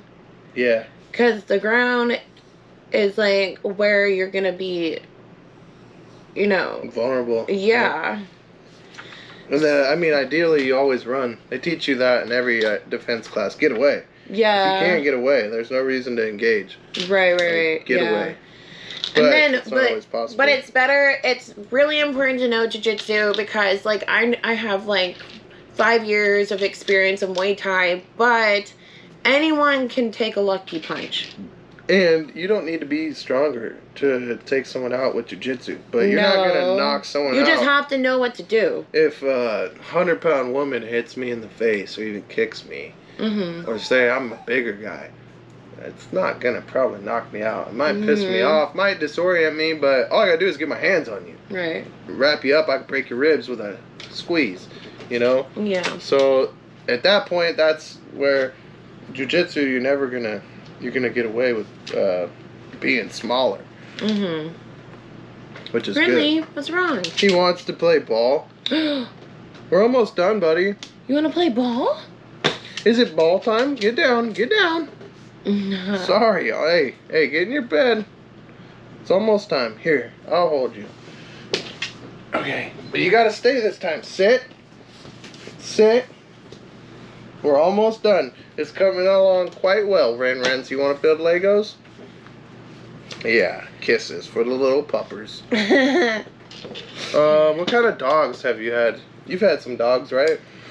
Yeah, so when I came home from the hospital, my parents had a golden retriever named Sasha. Oh, they got it for you? No, it was my dad's dog. But these were the dogs that were like when we bring our daughter home, that would be Ren's. Like, she came home to that dog. You mean from, you mean when you're born? Yeah, okay. yeah. I was thinking from the hospital, like, No. things. Yeah, so I just mean, like, when I was brought home from the hospital, these were the dogs that I was immediately exposed to. So, Sasha, the golden retriever, and then Suki, the Lhasa Apso. You had a little dog? I Yeah. thought you never had little dogs. I never been a fan because Suki was a little bitch. So I was a baby, right? I don't know any better. I'm just being a baby. And I was playing with her tail, and she didn't like that, and she bit me. And my dad's like, that's it. We're giving her away. She is not allowed to be here anymore because she bit her daughter. They didn't, like introduce her slowly to you? I don't know. I was a baby. I don't know what they did. Well, I hope Renly doesn't do that. But all I know is I remember my mom being upset that she had to give her dog away. Yeah. And then I had to get stitches. And I'd be upset too. Yeah. Well, that was the rule that my dad had. He's like, if the dogs bite our daughter, they're gone. Well, I hope you don't do that, because we gotta make hard choices, Renly. He won't bite anybody. Yeah, you're good. He's a good doggy. Yeah. That sucks. Dogs that bite can't be trusted. Exactly. That's why my dad was like, I'm sorry, she's gotta go. Yeah, can't trust her. Yeah. Especially with the baby. Yeah. It's one thing, like, you still can't trust them, but if someone bites, you're like, oh, well, maybe that, but your family, like, nope. Yeah. So then when we moved to Minnesota, we have to give away Sasha to a new family, and I was so freaking devastated. Sasha was the golden retriever. Oh, yeah. She was a good dog. You had two, right? Because then you had Sammy. Yeah, so Sammy we got in Minnesota because I would just not stop complaining about Sasha not being in her life anymore. Aww. And we kept the number of the people who bought her. Mm-hmm. Oh, so you could contact them. Yeah, so I can ask her how my dog was doing. Why'd you have to get rid of Sasha? Just because of the move? Yeah, my dad didn't want to bring any of the animals with us. That's kind of fucked up. It is fucked up. We left my cats, everything. Why? Because just put them in the car. He didn't want to make trips for them to go. Oh poop. my god! So you're gonna lose part of your family? Like, I would never get rid of my my pets are family. Yeah, he like, well, I don't feel like taking care of you, so later, bro. His logic was he didn't want to stop that many times. Was two young kids in the car. You already gotta stop with the kids. You just stop. Fuck, what an asshole. Yeah. But anyway, so we would call the people who got Sasha every day because I would always cry because I would be so mad. I'd be like, you took my dog, because I was so young. I didn't really understand what was going on, you know? Yeah. And I was like, you took my dog. I would just call just to get mad. As a little kid. Oh, my God. And my parents were like, all right, this is enough. We're just going to have to get our new dog. So finally, that's when Sammy came around 2 years later after we moved there. Well, that's good. Yeah. Yeah. So I got Sammy as my 10th birthday present. And I had him until I was 20. Died of old age. That's a good life. Yeah. He had epilepsy too, imagine that. No way. Yeah. Full circle. So I got to... Wow. It was, like, hard to... Like, I was like, oh my gosh, this must be what it was like for my parents to see me have a seizure. Because I remember it was winter. He was having a really bad seizure. And I carried him outside, and it was snow on the ground, and he's just shaking. And I'm like, I have my hand underneath his head, so he doesn't hit his head on the ice. Yeah. It was just like... That's sad. It's so sad. And, like, the worst part about epilepsy is you can't do a thing. That's what... Yeah, that is terrifying. Yeah. Being totally... And it... Like, I mean, I guess you were saying you don't know that when it's happening, though. Yeah, you don't know it's happening to you. And you don't really remember... Well, I don't know about dogs, but humans, you don't remember what... I mean, I guess it just depends how bad it was. I guess it's kind of like the childbirth thing where, like something so traumatic like that, you just don't remember. your body helps you. Like, you can't handle this trauma. Like, I'm going to have to get rid of it for you. Yeah. So, and it was so bad. We finally had to put him on, like, seizure meds. The dog? Yeah. Oh, no. So was this when he was older, or just from after it was like too many times? We just realized, okay, this is not going away. We need to getting worse. Like punch drunk. Yeah. The more you get knocked out, the worse you get. Right. Faster it is every time. Yeah, I love that dog. I haven't had like another dog since because I just can't. Aww. I just can't like fathom. Well, you got Ren's now. Yeah. And he likes to do on his little walkies with you. Yeah, he does like going to walks. He definitely liked it when you quit talking to him like a child. He did. He did. He's like, I'm 40 years old in dog years. Yeah, you're talking to me like a doggy doggers and walks and all this bullshit. And he just look at you and you're like, your dog doesn't listen to me.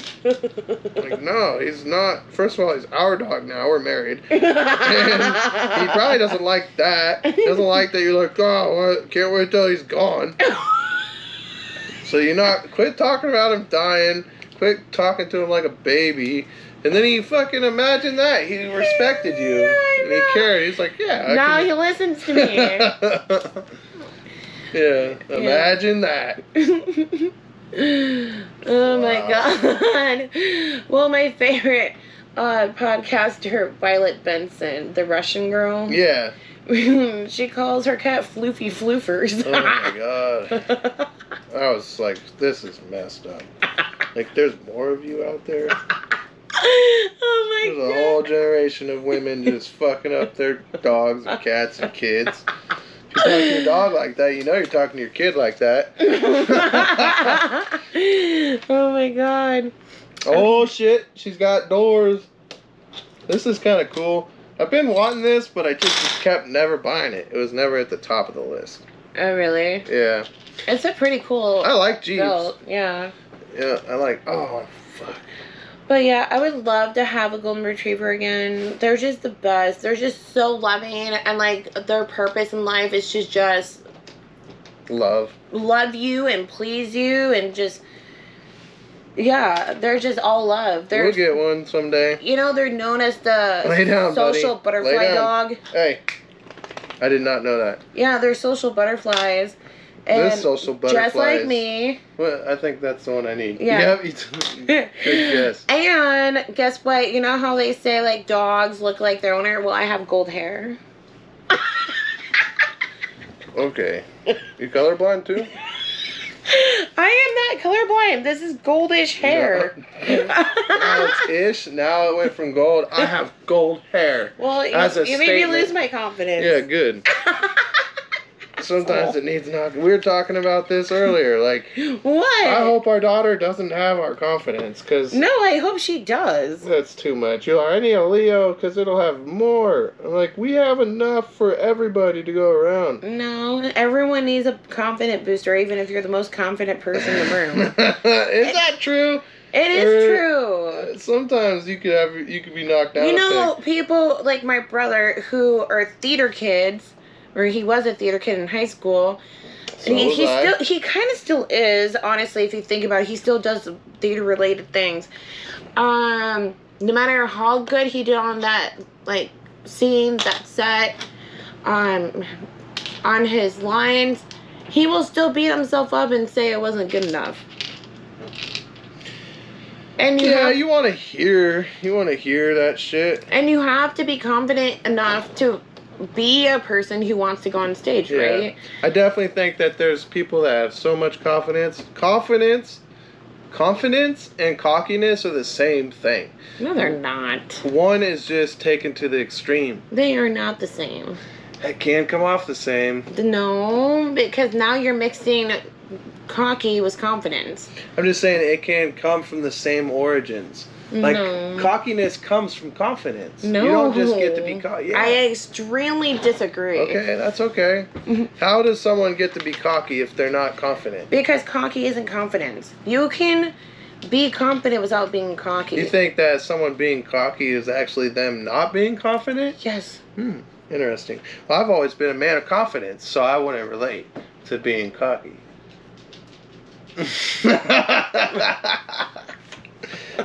Okay. No, I'm not always confident, but no. Okay, let me give you an example. Someone who is cocky, let's just say I insult you, and you give me a cocky comeback. Well, someone who's confident doesn't need to come back. This is true. Yeah, yeah. Like, I feel like I have, believe it or not, all the issues, like the random things that people say, how they say it at work, it doesn't bother me anymore. And I don't know if it's like this pregnancy that changed me or what, but like the way that people talk to me at the workplace doesn't bother me anymore. That's good. And I just feel like maybe my confidence has grown and I just don't realize it. That's good. You know what I mean? Like, I don't know what it is, but I feel like it changed when I got pregnant. So, I know what it is. What is it? You quit caring about what other people think. You quit caring about those people that don't care about you in Florida. You quit caring about so true. People that you think you need to care about but never reach out to you. Right. You don't care about, like you stated earlier, you quit caring about social media. Yeah, I did. You're right. You don't care. And I kept telling you, you quit caring what your family thought. Most importantly, you don't care about what your family thinks anymore. No, not really. I kept telling you this, and that I wouldn't be here if I cared what people thought. You finally did quit caring about what they said about. Oh, I need all these. I finally stopped caring about what they said about what. And now everything that you're saying is true because of that. Yeah. That's what happens when you don't think about and worry about what other people are saying or thinking about you. I think it's that, plus like another thing that pops in my head when these things happen at work. It's like, okay, this person's talking to me like this. She's kind of belittling me, but you know what? It's fine because that speaks more about her than me. Yes, every time. Yeah, every time. That's what my brain has to say to me. Because that's the truth. Yeah. I mean, if they're hurting you, they're probably hurt. Yeah. You know, what's going on with them? And I feel like a lot of people, like, believe it or not, a lot of people are immature. Like, I believe it. I don't have to not believe it. I believe it. A lot of people are immature. Like, I would just sit here and, like, observe my coworkers and how they talk and based on their age and, like, how they talk to each other. And I'm just like, that is really immature. I mean, they're not saying profanity or anything gross. It's just the way they're talking. You know what I mean? I find that there's a lack of depth. Yes. To intellect. Yes. And it's not anything saying there's a lack of intelligence. They just don't think like that. Right. They don't think to a level of depth like you. Not like you, but like you in certain aspects, like on the road. You don't even give a shit that you're on the road. You're just like, I know I'm going to get lost. I don't really care. And you're just driving down the road. Mm-hmm. That's how people go about life. That's how people live their life. Well, maybe that's why I do it, because that's the one time I get to be brainless. Which is like one time you're not supposed to be. It's like literally the most dangerous thing. It seems to work out for me. It's the most dangerous thing you do every day. I think that's something people don't think about either. driving is the most dangerous thing that most humans do on a daily basis. No, I firmly believe that. Look at I-4. How many accidents did you see on I-4 every day when you lived in Florida? Every day. Yeah, every day. Two. It was the most How many, dangerous... though? How many? Like 10 a day? No, that's insane. 5 a day? Maybe 2. Just 2 the or fact 3? that I see 1 a day is too much. Right, I agree. The most dangerous highway in the country is I-4. It is, yeah. And that has its own things, but, like, people don't think about it. And, I think it causes a level of anxiety because of that. Like, your body knows, but you don't think about it because you do it every day. Right. But your body knows this is dangerous as fuck, and it's so scary, and we're flying down the highway, and, oh, I didn't know that guy was there, and now he is, and I can't see him, but now I... And so you're at the speed of the vehicle, like at 70 miles an hour, you're trying to make all of these life-threatening decisions. And like, fuck you! You know, and like, well, that's just your body being so, like... heightened and enraged and like terrified and anxiety at the same time. Right. But we just live in that state, and it kind of probably, I think it affects your life. I think so too. Like, I remember Sorry. No, you're good. I just remember like being so scared on I-4 all the time because the way people drive on I-4. Well, they say most people with PTSD get it from car accidents. What do you mean? You get PTSD from car accidents? A lot of people, yeah. Makes sense. I mean, I was definitely having a little bit of PTSD. The 2 car accidents I got in Florida, 6 months apart. I was in 3 there. And prior to that, babe, I'd never been in an accident. Same. Yeah. Same. And it's actually destroyed my back because of it. But I was never in an accident in my life. Yeah, until Florida. Yep. And it was every year, boom, boom, boom, consecutively. Yeah. It's We're terrifying. really moving along now. Look at this. And like the worst thing, it's like one of the times that I got in an accident, Hayden was in the car with me, and that was my worst. She is a horrible driver. Well, she is, but she is my best friend, and my worst gets a pass. My worst fear is being in the car with someone in the passenger seat and getting in an accident. Yeah, hurting somebody else. Yeah, because it's like, okay, now it's not just my life. Yeah. It's their life too. Yep. And I drive better when I have people in the car because except for me. That was me driving very tense. You drive well. I talk a lot of shit. You drive really well. I know you talk a lot of shit. I know I'm a good driver, except for when I'm by myself. By myself, 60 on that bridge, and then like getting irritated because someone's taking forever to turn, and then going on the meter around them, like. Oh my god. Yeah, you keep these stories to yourself. I'm fucking around. I didn't know you did that. You go on the median and shit? If it's on the like, if it's just like the line. Asphalt, yeah. Yeah, but not if it's some man. I'm not that crazy. Oh, well, good. I'm glad you're not that crazy. What are you doing over there? Trying to tell us something? The dog is saying that it's time to pay attention to him. We're almost done, buddy. He doesn't understand almost done. Get down, really. Oops, my water. Stay down. He's cute, though. He's cute about it. Yeah. So the dog is just like... But he's going to jump down. He's like at the corner of the table, just like trying to get our attention. As soon as I put him over here, he just jumps back down. Yeah, because he's like, hey, man. It's almost walk time. Look, dude, we almost have wheels and tires. Okay. Alright, sit though. You gotta stay. You gotta lay. He doesn't want you, that's why. He wants me. Rude. Lay down. That's the problem. He didn't That's like that. The problem? Yeah, look, now he's laying down. He's all about it. Yeah, I know. I'm sorry. I should have known. If I'd have just paid attention, I would have known you wanted Dad.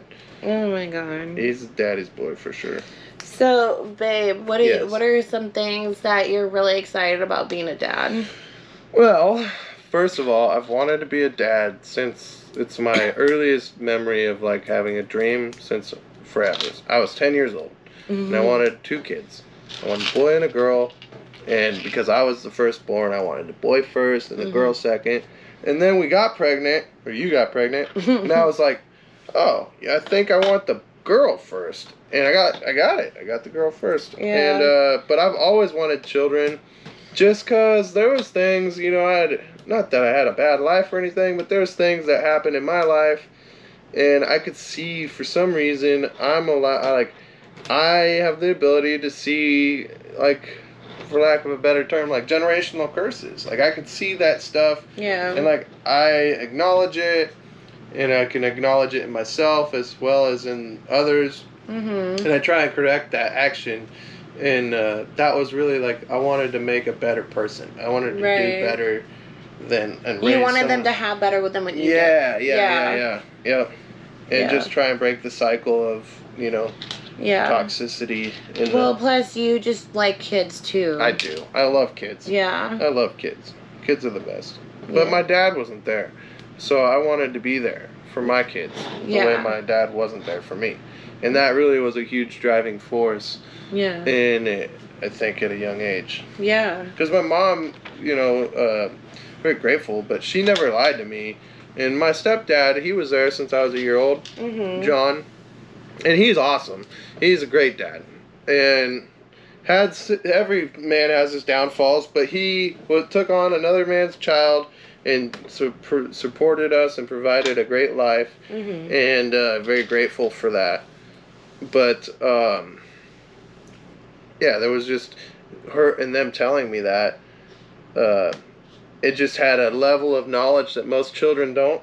Yeah. Because you have an adult, you know adult knowledge. Right. You have knowledge that you don't know how to use yet. Mm-hmm. You don't even know what it means. So you're just trying to figure that out. Mm-hmm. And like, and then as you really realizing what it means, I was like, okay, well, I don't want to do these things. Yeah. I'm going to make sure I don't do this. What are those things? I don't know. Can you recall any? Well, leave, you know, don't knock someone up and don't be there. Like, don't run away from your actions, for one. Yeah. Was a big one. And don't get pregnant really young. I was successful at that. Yeah. Because I don't have ovaries. Men can get pregnant now, but I couldn't back then, so... No. Didn't like that joke. I got it. I was just waiting for you to keep talking because that's what you normally do. No. And then, but really just that. And other things like argue less, fight less. Just, I grew up, like as I became an adult, I realized like I was drawn to certain type of women or certain type of people. Mm-hmm. And then even if not drawn to it, would create my own chaos. And I was drawn to chaos through the things that happen in the Is that why you were drawn to me when I was psycho? Oh yeah, we were super toxic for each other. For sure. You like told me some things that I did. I was like, what? Yeah, I did that? No. Crazy how much if I have changed. You are crazy. You're still crazy. But like a better crazy. Yeah. We don't fight at all. I love it. No. It was like so cool that we were able to like leave each other. And then come back. So all these years later. Yeah, isn't that crazy? I feel like we have the craziest love story. Yeah, we should definitely talk about it sometime on this channel. Because it's a really wild story. It is. Yeah. So your top things that you're excited for being a dad is to be a better example than what you had. And then... basically, in a nutshell, you don't want them to know adult issues too young. No, I don't think that. I think that was a lot to deal with. You don't want to grow up too early, but... Yeah, stay innocent as long as possible. Also, growing up early, I look at people like, sometimes like, God damn, what the hell? Why is this guy, like, figure it out, dude? And I think that's probably because I did mature early. Like, I'm gonna fuck this up, but there's a saying where it goes like, hard times make hard men make soft times, and soft times make soft men. Mm-hmm. That's correct. Soft men then make hard times. So that cycle is inevitably gonna continue to repeat itself. So being the man that grew up in hard times by hard men and hard women, I'm the one to make the soft times. Yeah. And look at where the generation we're in. We're making soft time, like the times are as soft as they ever been. Yeah. More luxuries, more amenities, more food, more everything in the world than there's ever been. But in hard times, things are not really that hard because you are that man. Well, for me, because I went through the hard times, so now it's easy life. I grew up that way, and that's my point. Like, that trait needs to be passed down. But and I feel like that's like the that definition of a real man. If you can make the hard times soft for your family, then you have accomplished what it means to be a man. I agree. And also, though, you don't want them to miss the point of the challenge. You want them to struggle. Well, it's still going to be a challenge, even if it's soft. You're just making it easier. Yeah, there's some people that, and maybe you know some people like that, but there's people that haven't had any trials or tribulations. Yeah. Like, if you didn't go through being epileptic, you'd have had a pretty fucking easy life. Yep. You're pretty soft. Like, if hard times hit you and you didn't know me, things would be a lot different. Yeah, that's true. And there's people, I don't want that to happen to our children. Yeah. I don't want the world to end, and not saying it's going to end, but just, worst case scenario, something happens and they're stranded in the woods. I want them to know how to change their drive or U-joints or axle, or like, not even that extreme, but change the oil, their patch tires. a tire. Yeah, just how to shoot a gun, how to skin a deer if they, what if you get lost in the woods and now you gotta hunt something or... Right. I grew up, I knew how to shoot an animal, and, like, not even shooting animals, just, like, I grew up on a farm, so I watched death all around me at a young age, so I was very aware of nature and, like, our like, purpose is to care for these things, and we will kill them, but it's going to put that food is going right back into us. Right. So we killed this, sacrificed this animal to provide for us for the year. And now that's the less hard times because we don't have to go look for that. We got it right here. And we know where all the food came from and everything. And so, yeah, there's certain things like that I think about. I started wanting to get into more hunting and stuff. Now that the baby's around, coming closer, I'm like, I need to do these things again. Yeah. It's been a long time. Right. I really like hunting. You've never killed an animal, have you? Nope. Would you?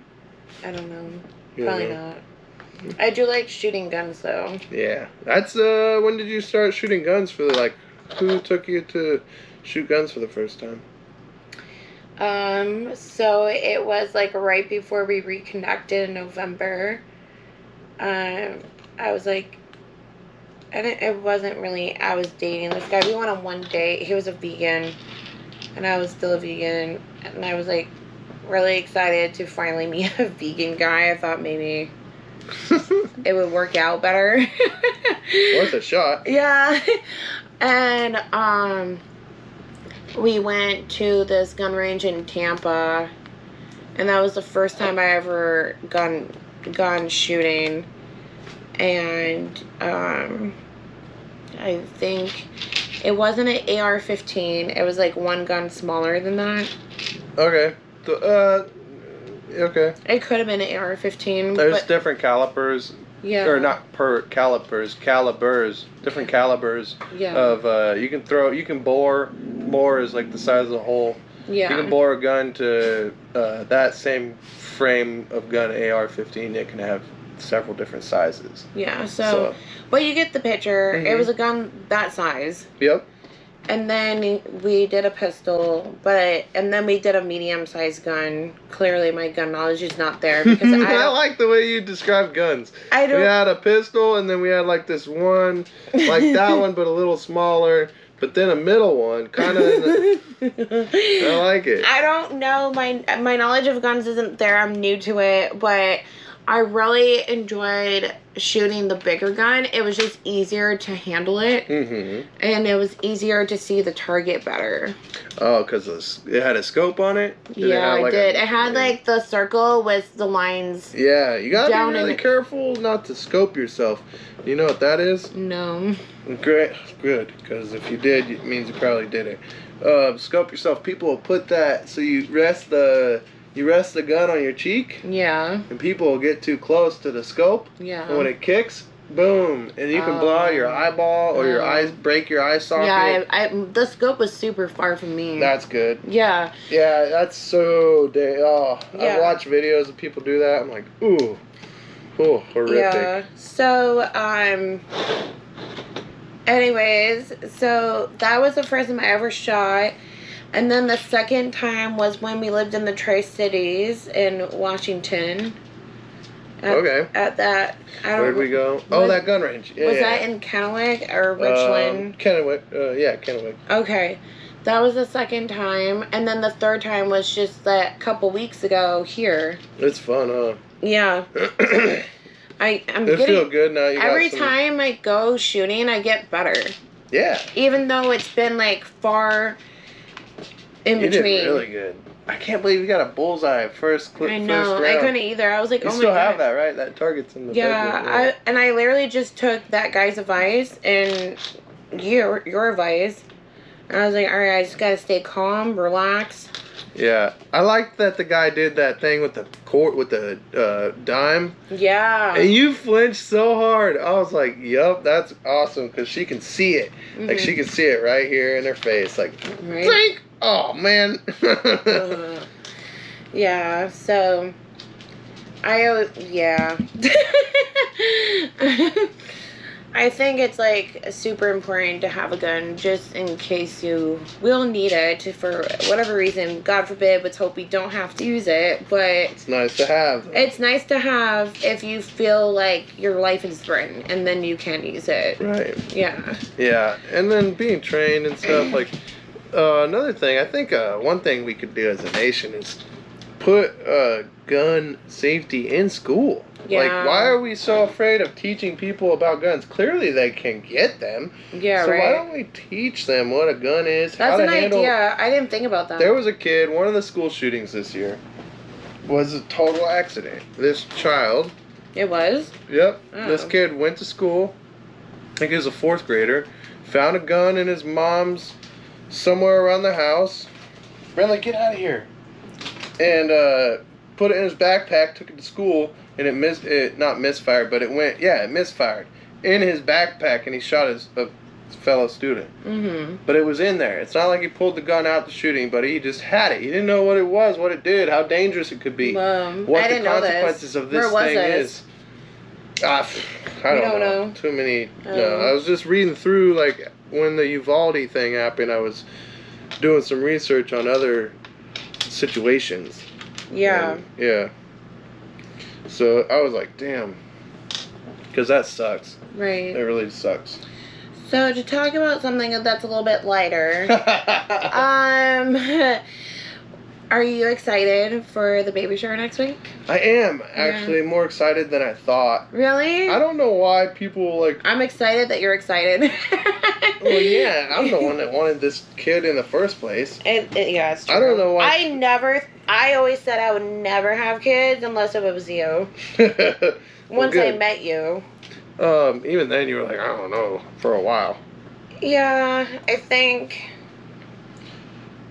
I don't know, like, the closer it is, it's not in my belly, so the closer it gets, that's when it's getting more real. For you. And I don't know why people, like, men back in the day were like, oh, it's for women only, men don't go to baby showers, because I'm excited, like, I want to do everything to be totally involved with this child. Yeah. Like, I was talking to my grandma, and she said my grandpa wouldn't even touch her belly. I know, that's weird. For both daughters. Yeah. I'm like, wow, that's crazy. I could see if you didn't want to believe it, because they had the first one young.